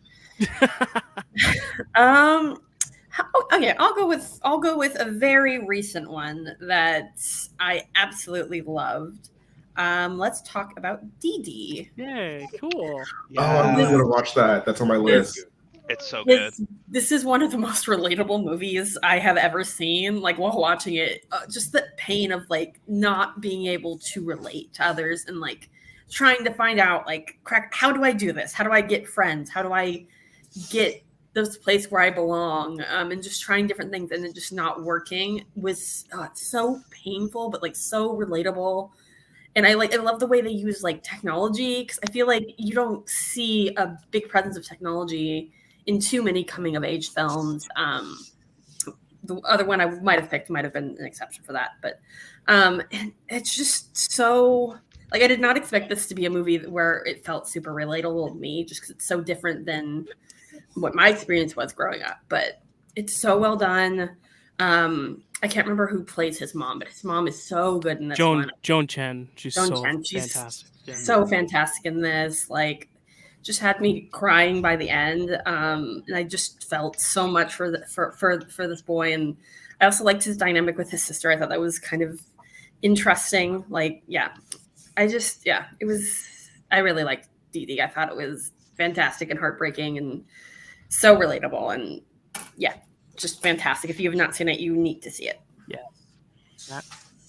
Yeah, I really love this. This I think is my 4th favorite movie of the year so far. Like it's very, very good. Yes, absolutely very relatable. Especially there's some things I imagine that you younger kids may not know, but the crushing blow of not being on your best friend's MySpace top 8 is among the worst thing that's ever happened to a person, and they explore that in that movie. So.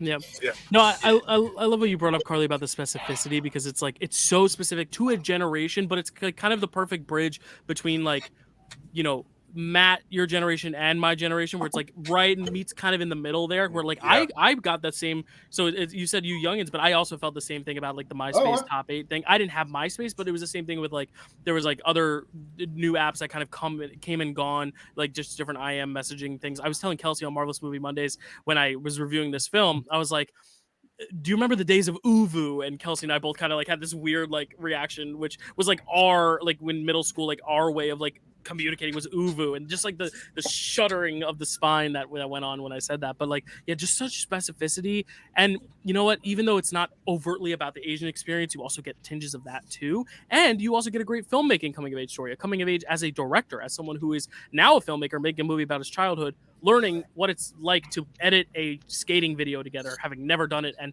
very clearly not being good at it to start. So I think there's just a lot of great threads there. Reminds me of another coming of age film that I may or may not pick. So love it. I must also sing the praises of Dee Dee. obviously it's a very personal story, but I think because it is so personal, it makes it so accessible. This post, MySpace world, right? It honestly feels like the first time I've seen something so adequately and capture what it's like to have social media influence you coming of age. And like Dyl said, it is also this uniquely Asian story, but there are, even though it's very specific, it's still relatable in a lot of ways. The relationship with the sister, relationship with the mother, the father not being present, right? The overbearing grandmother, right? Oh, yeah. Incredible film this year. Who is played by his own grandmother, who, if you didn't see the Oscar Oh. short last year, YY Naipo, not Y, right? YY Naipo, I think that was the name of it. The one about the two Asian grandmothers that was nominated for the Oscars last year. If anyone watched the Oscar films last year, Did he make that? Yeah, he made that. So he directed that documentary short and then used one of his grandmothers in this film, which is really cool. This is a guy to watch out for. Sean Wang. Yeah. Cool. All right, Corey, you're up. All right. In this essay, I will, and not talk about this for the next 20 to 30 minutes, 50 minutes. I could write an entire thesis about this Framewreck film. It is an underseen film. I could probably rip off 30 pages on why this is like Schrodinger's film. I am, of course, talking about the Southland Tales, which I think only Stacy has seen. Maybe Matt, have you seen it? This movie is trying to do everything at once. It is a post 9/11 dystopian black comedy thriller, and it when I tell you it's trying to do everything, it is trying to do everything. It is narrated by Justin Timberlake, who you begin the film with showing him in some crazy weird prosthetics, and you're just like, why is Justin Timberlake narrating this film? This film has so many questions throughout it that by the time you get to the end, you can only say, what the hell did I just watch? But then when you're asking yourself, is this the greatest screenplay? Is this the worst screenplay ever made? The answer is yes. It is simultaneously both. It is simultaneously prophetic and extremely stupid. Maybe the greatest highlight point of the film is the random Justin Timberlake music video set to The Killers that exists in the middle of this film. So it is essentially the world's most expensive music video. The Rock is the lead in 2006. So 2006 Rock is very different than now. One of the most insane performances I have ever seen. The cast is purposely cast against type. Correct me if I'm wrong. I believe his name's Wallace Shawn, the guy from whatchamacallit? Princess Diary. Princess Bride. Yeah. Plays the most mustache twirling villain ever. I cannot sing the praises of how insane this movie is. And then when you go and watch it the second time, you're like, oh, this is actually probably a really good movie. But the entire time you are bombarded left and right with absolute nonsense. Complete and utter nonsense. And then when you know what's going to happen and you go back and watch it, it is truly an incredible film. So the first time you watch it, you might be like, wow, this is one of the worst things I've ever seen. But the crazy thing is the second time you see it, you go, oh, wow, this might be one of the most amazing things I've ever seen. So if you have not watched the Southland Tales, twice. Underseen, watch it twice. If you have not seen it twice, watch it. You're going to question your reality the entire time you are watching this film for the first time. Adding it to my watch list now. That sounds amazing. I have seen this movie twice. I saw it when it came out, but I haven't really seen it since then. I saw it twice back then, and then I haven't really seen it since then. But it has not left my mind since then. Like, there is so much about this that I think about on a weekly basis. But he's absolutely right. The scene with Justin Timberlake lip syncing to The Killers is one of my it's just one of my favorite scenes in cinema. It's very, very good. I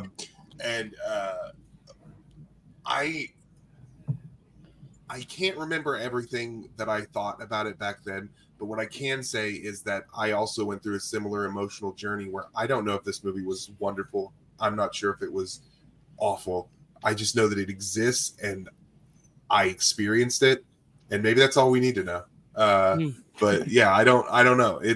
We should do it on Framewreck and have Corey on. I know this is a backstage conversation, but we should. No. Yeah, I remember, Corey, you had mentioned this to some of us a few weeks ago, and I was like, "Which Killer song?" Like, I remember having this conversation. It is a recent thing that has lived in my head. There's not been a moment where I'm not thinking about Southland Tales in my head. And if anyone's seen it, yes. Stacy, you've seen it twice, right? Yeah, so the first time I watched it, I thought it was pretty horrible, and it didn't really hold my attention very well, and I didn't remember much about it at all. And then recently, me and Corey watched it together, and I was convinced, and I'm still convinced, that absolutely everything is deliberate. These were all deliberate choices. It is a comedy, and it has comedians playing against type, at times badly, but I think purposely badly for the comedy of that. It all seems very deliberate to me. You don't know for sure, though. It makes you question everything. I was riveted the second time I saw it. Which is Richard Kelly's bread and butter. I mean, he made this is his sophomore effort after Donnie Darko, which was designed to make you question everything. So, like, that's his thing. So I think that played into our somewhat different interpretations at the time, anyway, of the movie, is that he hasn't seen Donnie Darko. But no, it is a very, very interesting experience. Nice. And interesting to talk about afterwards on how, if you think it is really good or really bad. Because it's really funny either way. Like, you're gonna be laughing and going, did they really just fucking do that? Like, what the hell is going on? Regardless if it's in a good way or a bad way. So yeah. Cool. Kevin Smith plays a really, really old man in it. Oh, yeah. This cast just gets better. I just saw also Sean William Scott and Sarah Michelle Gellar. Like, yeah. Kristen Wiig. Wallace Shawn. Amy Poehler. Rachel. There was another girl from SNL that I said her Rachel name. Dratch, maybe. Rachel Dratch. Yes. Sean William Scott. Yeah. It's a really weird. good cast. It's a very weird casting movie. Like, this is, like I said, I could talk about an hour about this film. Wallace Shawn, I could hear him doing his lines as if he was in The Princess Bride at the time. Like, it was just, and it had to be deliberate because it was so much that way. Like, I don't know. It's crazy. People should watch it. Yeah. What else should people watch, Stacy? Because you've got one more pick it's my here. turn. Yeah, good segue. Damn it. All right. So as I said in the beginning, horror comedy is a really deep category for me, and you guys did not whittle it down at all, really. Just a little tiny bit. So because I can't really pick, I'm gonna go with the first horror comedy I ever loved. And my dad introduced me to it, and it was something that we shared for a long time, and that was Abbott and Costello Meet Frankenstein. Oh, as a kid, I was a wuss, but I always liked, I was a wuss, but I was always interested in kind of darker storylines. So stuff like this, and like Monster Squad later on, and things that were kind of more geared towards kids or families, but were supposed to be scary, were really like my favorite things, because, they didn't scare the crap out of me and I could enjoy them. And it all started with Abbott and Costello Meet Frankenstein. That's where I first kind of had a love for Dracula. And if you like classics, if you like comedy, if you like monster movies, basically if you're alive, you should watch Abbott and Costello Meet Frankenstein. Nice. This is also where it started for me. We got this from the library when I was a very young lad. Checked it out from the library, and I absolutely loved it. I would say that this is that Bela Lugosi's performance as Dracula is probably the one people think about when they think about his performance as Dracula, because he's doing for a comedy. It's very It's very good. It's funny. Abbott and Costello are funny anyway, but it's got the Universal monsters in it, which is always fun. Yeah, I really love this. I'm glad that you picked that. Yeah, I feel like if you love the iconography of those old Universal monsters, this is a must see. Like, it is just perfect in tapping into a different style, but also staying true to the iconography of horror. And I feel like it's a horror touchstone in that fact. Chad. Yeah, I haven't actually dived really deep into the Universal monster stuff, but I did just watch this one recently, and I was actually kind of disappointed a little bit with it because I just don't feel like Abbott and Costello are like my style. Like, I love Who's on First. I think that's a brilliant bit, and so I think there's a level where I can reach them on. But like with this, I was like, it's called Meets Frankenstein, but Frankenstein's barely like anything in this movie. Like, it's more about Dracula than anything. So I was just really kind of confused, and I just didn't think like the horror or not the horror, but the comedy really hit for me. Although I know this is iconic, so I'm probably wrong. Yeah. Yeah, it's okay. Chad doesn't get his last pick. He can go. No. All right. We move on now to my final pick. And coming of age is my favorite genre as well. Not to say Matt's his favorite. It could be horror comedy. I don't know. You pick both. But it's one of my favorite genres. But my favorite was picked by Stacy, which deservedly so. Lady Bird deserved to go before the 5th round. The reason I saved this for last is because I do have such a deep well of choices. There are some movies I prefer, but I'm going to go with the one that I feel like just embodies the specific specificities of like modern coming of age films so well. And I don't know if she's still listening, but I know Kelsey had this as one of her top 4 films of all time, has recently changed it, but it's okay. I will champion it, which is Kelly Freeman Craig's The Edge of 17. Yeah, Kels, gotcha. No, but The Edge of 17 is such a perfect film for me. I toy between this and her other film, which is my favorite of hers, but the fact that they're so even just shows how consistent she is as a filmmaker while also pulling from totally different experiences. Her other film, which everyone's picked a coming of age, so I'll say Are You There, God? It's Me, Margaret, pulls from a much younger experience, but either way, you still feel the specificity in both. It feels like it's still coming from the same voice. The style is very comforting. It's a very easy world to get into. It doesn't have that uncomfortability in that sense, but it still has the uncomfortability and the familiarity, which I think is beautiful. I think Haley Steinfeld is a top 5 actor of mine. And I think she's incredible in it. I think she's fantastic. I think it is just a perfect film for that age, which is kind of where most coming of age films resolve around. Like late in high school, you're about to graduate, you're maybe a year or two out.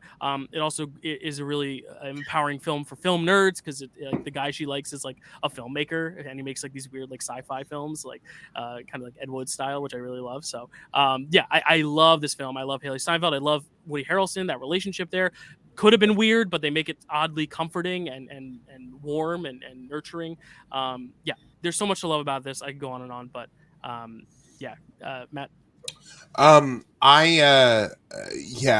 do really like this movie. I do prefer Are You There, God? Is Me, Margaret? But it's so close. Like, they're both very, very good movies. I could have picked either, but yeah, you could have picked either. It's Haley Steinfeld, she was I don't know if she was around before this, but True Grit was really where that was her first. That was her first. Yeah, that's the one where we all kind of went, oh, well, this is someone we want to watch. And I think this is the first time for me that I was like, oh, this is someone I want to continue to watch. Like, she's really good in this role. I agree, the Woody Harrelson stuff could have been weird, but it wasn't, and that's a testament to the film itself. Yeah, and now I have to root for the Buffalo Bills because she's dating Josh Allen, which is also a huge get for him, more so than any Super Bowl. Don't you hate it? She's dating Josh Allen, which means right, Chris. Which means I have to wait. Buffalo Bills, right? Right. Which means I have to wait to marry Harry. O.J. Simpson played for them, right? All right, Kelsey, you were raising your hand. I know you have to run soon, so I'll let you get the next word in. Yeah, I'm gonna stick around because I still have to like pack and get ready, so I'm still gonna be listening. And okay, whatever. Yes, I just recently switched this movie out for Juno, which was another one of my coming of age contenders. I think just overall, Juno is a better movie. I think I loved Edge of 17 for a really long time just because I've never watched a movie that was like so reflective of the experience of what it is to be a teenage girl and to have this really tumultuous friendship with someone who is seemingly her only friend, and to have the ultimate betrayal happen, which is she starts dating her older brother, and not in like a vicious, mean way, but just in like a way where she just wants to experience this love, and they really both do care for each other. And I just fear that if there was a movie made about like teenage me, I would also kind of be like pulling out my hair, yelling at the screen, like kind of really annoyed and frustrated with all the choices Nadine's character does and makes during that in that movie. So it just like really spoke to me on a visceral level. So I'm glad it's getting represented here on this draft. Yeah, Carly. Yeah, so the thing about this film is I vaguely remember loving it, but it's been so long that I don't really remember much about it at all. But this makes me really want to rewatch it because I just have this vague memory of thinking it was very funny and very good, but whenever I try to recall a single scene, I just can't. So I gotta move this one up my watch list. Yeah, Stacy. Yeah, this was very high on my coming of age list. I really like this. I've seen it a few times. The scenes with Woody Harrelson, like you said, they're such a highlight. I actually had my friend date my older brother, so that was not great. And I love this stuff with her texting the guy she's into, because I just felt like it was so like, I mean, obviously when I went to high school, texting was not a thing, but it just still felt so relatable and so awkward, but in a very good way for a movie. And then her having the balls to not go through with things, and it doesn't seem like everyone has necessarily seen it, so I'm trying not to say too much, but I just love that decision for her. Yeah, absolutely. My sister's best friend once dated her older brother. Wow. Well, that was good for you. Oh, that was you. As the older brother, yes. I get it. No, yeah, I think it's great. I just think for 2 films, she has just already knocked it out of the park twice. Like, I think she's going to be someone to watch. I could see her getting an Oscar nomination in the next 10 years, at least for screenplay, because her writing is just so good and so honest. So, all right, Chad, you're up. You get to round us out with your, what is it? Your Batman. Yeah, end it with a Batman. So we got Keaton, Bale, Pattinson, Arnett, Conroy, and Clooney. Yes, and Greenwood. And Greenwood, that's right. Okay, so my number 2 has not been picked. Wow. So I can go with it because I was thinking that I was gonna end up having to go with Kilmer, which I would have been fine with because I love Batman Forever a lot. That was like my first Batman movie. But I'm happy that I get to go with Adam West. I think Adam West is one of the best Batmans. I won't say the best because obviously he's going for the more, campy, silly type of thing. But honestly, like, I feel like everybody else except for Will Arnett, trying the serious route, it's like they can all sit there and try to be the best of that Batman. Meanwhile, Adam West is up there as one of the best Batmans, just doing his own thing, being very silly. And if you haven't seen, I mean, you can watch the show, but if you haven't seen the movie's batshit crazy. Get it? Batshit crazy. And it's just really funny. And I think West just really crushes that thing, even so much so that like in like Family Guy, they use Adam West as, a character because he's just got that like iconic like voice and presentation of his lines that I feel like no one can really do an Adam West Batman. And I feel like because he's also mastered both TV and film, he's kind of, maybe you can't call him the GOAT, to be honest. So, and also like, I feel like because his voice as Batman is so iconic, like I don't know if he's actually done like voice acting, but I feel like aside from Conroy being like the ultimate one, I feel like his voice is so like the most iconic Batman voice other than Conroy. So yeah, I can't believe this fell to me. I was like, someone's gonna pick West, and I'm gonna be mad, but that was my number 2. Is like Keaton or West, but although they're kind of interchangeable because I love his silly take on the character. I think all the villains are kind of annoying. like in that thing. So it gets a little bit too much for me. But him and Robin, rule. Listen here, old chum. I think that's a really great pick. This is my first Batman. We used to watch the reruns. What's fun is that for a while we were watching an episode a night of the 60s on my Blu-rays and with the kids, and then they would have to wait on a cliffhanger like I used to have to wait on a cliffhanger to see the next one, and it was awesome. But I was like, listen, we'll watch his same bat time, same bat channel tomorrow. He's great. He's great. He's very iconic. I mean, obviously, it's not a great depiction of Batman as in the comics, but that doesn't matter. Like, it is an iconic depiction. I would also everybody's picked this, so I just want to shout out a couple. Val Kilmer is my favorite live action Batman. Most because I love Batman Forever, but also like he embodies both really, really well. Bill Finger and Bob Kane also really loved him, thought he did both, so that's important.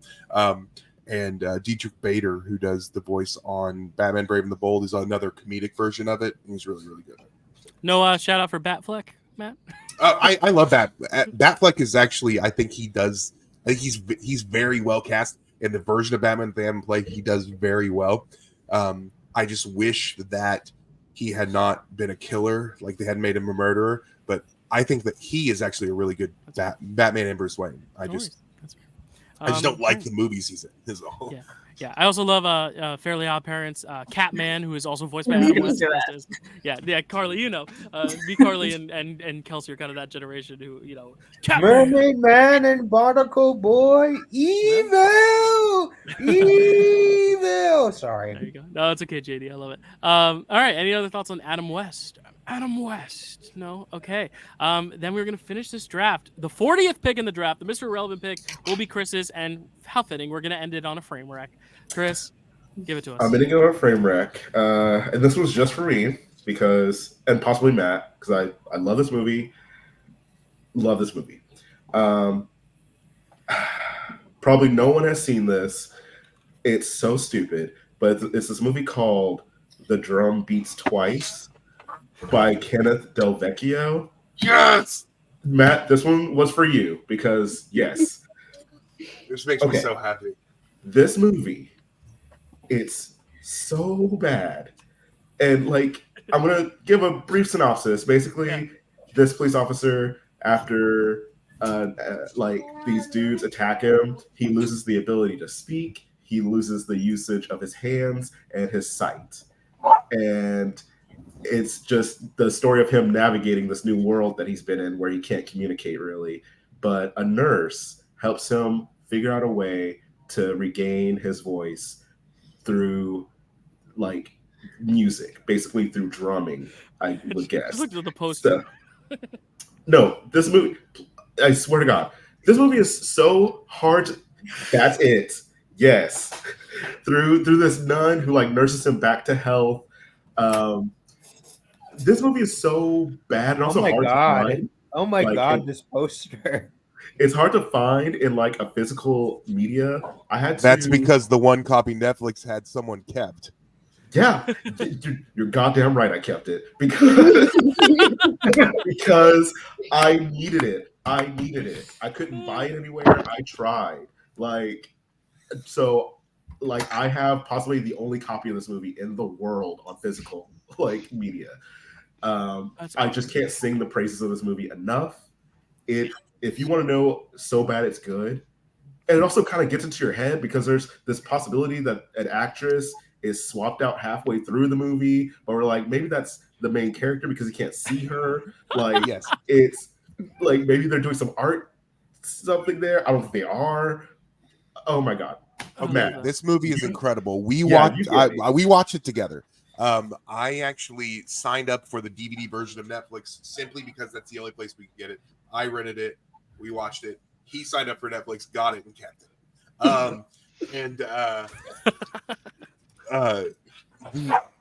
God, my dog. the thing with yes, exactly. Halfway, like, okay, hold on, sorry. Great pick. I can't wait to watch it. I don't think anyone else has watched it. Okay, Yeah. so there's a trailer online. You should go find it and watch it. That'll give you an idea. We need to find a way for other people to watch this. Anyway, they do change the actress who plays the nurse through the movie, but not like, because movies are not filmed chronologically. Some scenes have one actress and some scenes have the other. And so what we thought was like, maybe this movie's deeper than we think. Like, the movies where it's just him and the nurse are this, because maybe that's what he thinks it's like. And then when it's with these other people, it's like this. No, eventually it just starts being this other girl no matter what. There's these weird, like, artistic interludes with, like, ex-girlfriends that happen. It's on Daily Motion.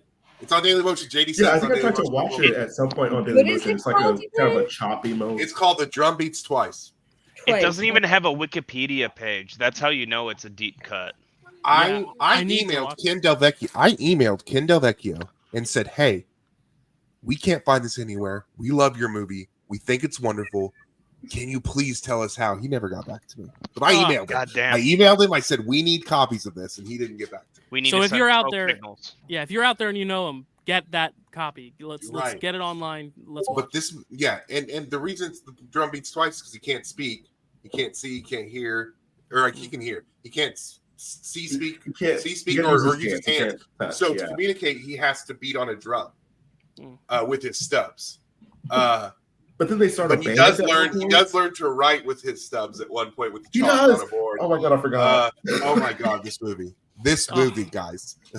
What a great way to end the draft. Wow, like that is iconic. That was just for you, Matt. Also, like that. Thank you. I was hoping. I'm so happy. I'm so happy.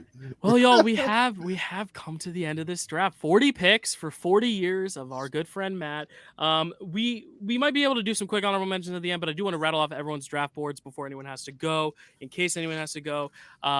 First off, great draft. Here we go. Kelsey. Will Arnett for Batman, Frances McDormand in 3 Billboards, Madam Webb, The Breakfast Club, and Warm Bodies, JD, Ferris Bueller's Day Off, Daniel Day-Lewis in Phantom Thread, Little Shop of Horrors, Reagan, and Bruce Greenwood as Batman, Carly, David Tennant in Doctor Who, Batman Robert Pattinson, Troll 2, Ready or Not, and DD, Corey, Michael Keaton as Batman, What We Do in the Shadows, J.K. Simmons in Whiplash, School of Rock, and The Southland Tales, Stacy, Kevin Conroy as Batman, Harrison Ford in Shrinking, Moonfall, Lady Bird, and Abbott and Costello Meet Frankenstein, Dyl, The Room, Christian Bale as Batman, John Goodman in The Big Lebowski, Hocus Pocus and The Edge of 17, Chad, Mac and Me, Shaun of the Dead, Christian Bale in American Psycho, Dead Poets Society and Adam West's Batman, and Chris, George Clooney in Batman, The People Under the Stairs, Idris Elba and Beast, Boys in the Hood, and The Drum Beats Twice. And that is the draft. Do we have time for any honorable mentions, or do we want to just save them? Does Kelsey have any honorable mentions? Yeah, does Kelsey have any? Because I know she has to run soon. You are muted, by the way. Okay, so for my Framewreck movies, I had Cats, 50 Shades of Grey, and then I just have I hate books that get made into horrible movies. So there's this horrible Lucy Hale movie called The Hating Game, based off of a book I read, and then 50 Shades of Grey.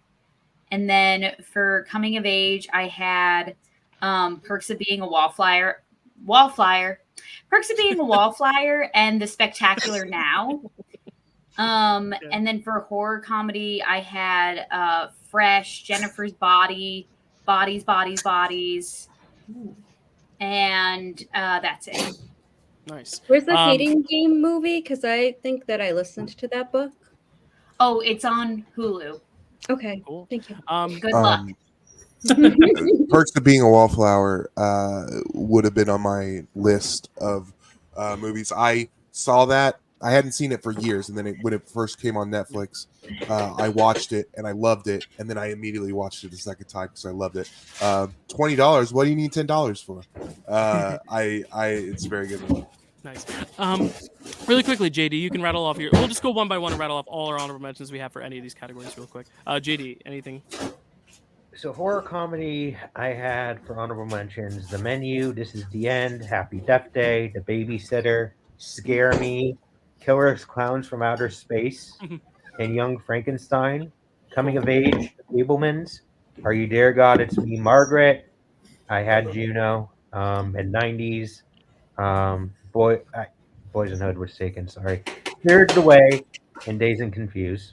Then half of the Batmans were taken, but I had Frank Lower for Batman: The Dark Knight Returns, and then David Tioni for Batman: The Demon into Gotham, and Ben Affleck. I do think he actually is a good Batman than Bruce Wayne. And then for Framewreck, because I knew no one was ever going to have these. I knew no one was going to have Reagan. I knew for my Framewreck Redemption, I went with Law Abiding Citizen. And then with, I call this my MST Free K tribute, This Island Earth. And then for Paul Bettany, I had WandaVision, Idris Elba. I had Harder Day Fall. Paul Bettany. Where'd Paul Bettany come from, JD? I have no fucking idea. A wild. We gotta move it. Just keep Idris Elba, The Harder They Fall, David Tennant, Jessica Jones, John Goodman, Monsters Inc., J.K. Simmons, Spider-Man, Harrison Ford, Morning Glory, and Christian Bale, Empire of the Sun. Cool. I do love Paul Bettany. Also, Law Abiding Citizen would never get a redemption because I hate that movie. There you go. All right, Carly, rattle off some honorable mentions real quick. Okay. I had one Batman that no one's mentioned. The Kid from Gotham was my backup, just so I could talk about how much I love Gotham and how gay that show is. That was my backup. All my first ones were taken. Coming of age, I have a long list. I have Love, Simon, Juno, 8th grade, and I probably would have done 8th grade if I hadn't picked Edie. Little Women and Booksmart. Under horror comedy, I had Cabin in the Woods, Happy Death Day, Slither was my high number 2. I love Slither. And Final Girls, I love that film. I like Final Girls. And my Framewreck, my Framewreck ones were Last Christmas, which I love. Cat, of course. Leprechaun, which I've been having fun going through those. Sharktopus versus Terracuda, which is delightful. And I had Venom on there as well. And yeah, that's my list. Right. Yeah. Corey? I have for Framewreck movie Plan 9 from Outer Space / Ed Wood. Incredible double feature. Maybe, I guess I kind of have this love-hate relationship with Tim Burton because I also have Beetlejuice on there for horror comedy. I think Happy Death Day was mentioned. Stacy, what was that one cheerleader movie? Babysitter. That one, that was a wild one that you showed me. I've also, for coming of age, got Almost Famous and Sing Street, 2 incredible ones. Something that hasn't been mentioned, Mean Girls, Sandlot and Moonlight. And then for performances, J.K. Simmons, I also have Tenzin from Korra. Incredible performance as well. I think people we mentioned, Bill the Butcher and Lincoln. And I think I already mentioned my John Goodman ones. Christian Bale, The Prestige, Alfred Borden / Fallon. Excellent performance opposite Hugh Jackman. Absolutely. And then Michael Burry in The Big Short, iconic post-recession finance film performance as well. Nice. Stacy, any honorable mentions? So I had in my Framewreck, Shoot 'Em Up, just for Clive Owen, and a night in a gunfight naked with a baby.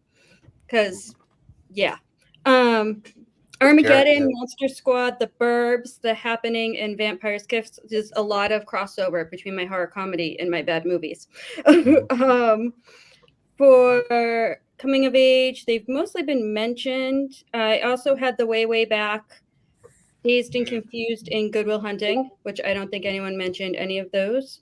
And then I think everything else I had has been mentioned. And then for horror comedy, I had Tucker and Dale versus Evil, Jennifer's Body, The Babysitter, Ready or Not, Cabin in the Woods, Evil Dead 2, Happy Death Day, and I just stopped writing them down after that. Endorsing the way back for Sam Rockwell and coming of age performance. That movie, hidden gem. Nice. And for a glimpse of my area. There you go. My honorable mentions for Framewreck movie, I was really batting hard for The Room and Troll 2, and if I didn't get either of those, I knew I could get The Cat in the Hat, which is a personal nostalgic pick for me. I love The Cat in the Hat. Terrifying. Coming of age, yeah, very terrifying, but I love it. Coming of age film, my list was so long, but my top 8 that I settled on: Lady Bird, which got picked, The Edge of 17, E.T., one of my favorites, Are You There, God? It's Me, Margaret, Little Women, Moonlight, The Fablemans. JD mentioned Fablemans, similar to DD in that sense. And then one that was, I didn't know if it could be taken, so I put it as my number 8, which was The Truman Show. It's a little different because it's like he already came of age and everyone watched him, but he didn't truly come of age, so I don't know. Horror comedy, yeah, Happy Death Day was on my list that didn't get picked. Young Frankenstein. Evil Dead 2 is probably the big snub of the draft, because every time Evil Dead 2 comes so close, it doesn't make it on. Same with the director roulette. Pour one out for Evil Dead 2. Gremlins, and then the ones I picked and that were picked here. For the performances, nothing else except a Tenant. I had a lot of Shakespeare performances. And then Christian Bale, my big performance there was The Prestige. I love The Prestige. So that would be mine. Chad, honorable mentions. Take it away. You're muted.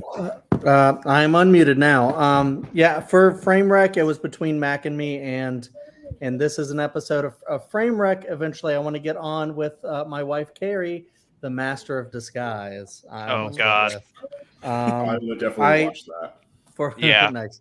For horror comedy, I was debating maybe trying to go for Scream, because some people think it's a horror comedy, but then some people argue that it's more horror focused with some comedic elements, and I just wasn't trying to like go into that. And I think Shaun of the Dead was just a perfect pick anyways. But Evil Dead 2, Gremlins, Tucker and Dale versus Evil, The Cabin in the Woods, Young and Frankenstein, and yeah, also Jennifer's Body would be a great pick. Coming of age, I had Say Anything, Dazed and Confused, October Sky, Sing Street, Almost Famous, The Spectacular Now, and What's Eating Gilbert Grape. And then for the acting performances, yeah, I would have had Fargo, Whiplash, There Will Be Blood, Blade Runner 2049 for Harrison Ford, Monsters, Inc., and then I was between The Prestige and American Psycho. Idris Elba, I was thinking about doing Zootopia before I knew TV counted, and then I probably would have went The Wire or maybe The Office. And then I would have went The Doctor if I had gotten David Tennant. But if I had movies, I was like, he also doesn't really, in my opinion, have that great of a career. Fright Night would have been a good pick, but also I might have just went with a personal pick of Goblet of Fire, even though I don't think that performance is that great anyways. But, you know, it is what it is. All right, I'd like to, just real quick, the Scream situation, that's what he messaged me. He was like, hey, do you think this is horror comedy? I think it's a horror with comic relief. I don't think it, don't consider, but I did tell him it is a coming of age movie. So that it would be, yeah, there you go. All right, Chris, round us out. Some honorable mentions. Yeah, I'm just going to keep it brief. A lot of mine have been mentioned already, but for my coming of age, I had mid-90s there, 8th grade, and also Ginger Snaps. I was going to go with that one. Nice. That movie rocks. For Chris, my have you horror seen comedy, DD? I have not seen DD. I think that DD is what mid-90s was trying to be. I think it's the perfect version of mid-90s. So then I definitely need to watch it. I had Drag Me to Hell for my horror comedy listed there, and of course Ready or Not, which is also very good. If I were able to get David Tennant, I would have chosen him for my actor for the Fright Night remake, him as Peter Vincent, because I really love that. But that's pretty much it. Yeah, awesome. Thank you all for doing this. This was an experiment to see how it would work with 8 people picking 5 things, and we were on a bit of a time crunch, but we made it work. Everyone's still here. We made it happen. I know some conversations we could have gone on longer and longer about, but I appreciate everyone for keeping it brief and really chiming in when you really feel passionate to. I think that worked really well. But I will let you, Matt, have the last word. Everyone is seen on this channel everywhere else. You can find them. You can plug it in the comments, or I can plug it in the description, but I'll let Matt, you can take the final word here, since it is your stream. I just want to say I'm deeply honored to be given this this celebration. Yeah, I went to Dylan. I said, "Hey, let's do something for my birthday," and he came up with this without telling me, which was awesome. and it's been a lot of fun doing this. I'm so happy. My life is better having you people in it. I've so glad I've got to know you. You guys have become my true friends, and I absolutely love you. And thank you for honoring me and joining me in this. I really appreciate it. Yeah. Happy birthday, Matt! Woo! Happy birthday. Everyone, We stay love tuned. you, Matt. Lots of fun stuff coming on this show and more. And you can vote for a winner, even though we're all winners today. And those green stars are Matt's winners of his favorites of those categories. But you guys can still have a say. And we cannot vote for each other. Cannot vote for our own. We have to vote for each other's, not our own. So stay tuned for that result. We'll announce on the next draft day, which will be our Buffy draft, which is also going to be a really big draft, but we are excited for it. And thank you guys so much. And happy birthday, Mr. Matt Fisto, Mr. Matty Fresh, the Mattman himself. Everyone have a good night.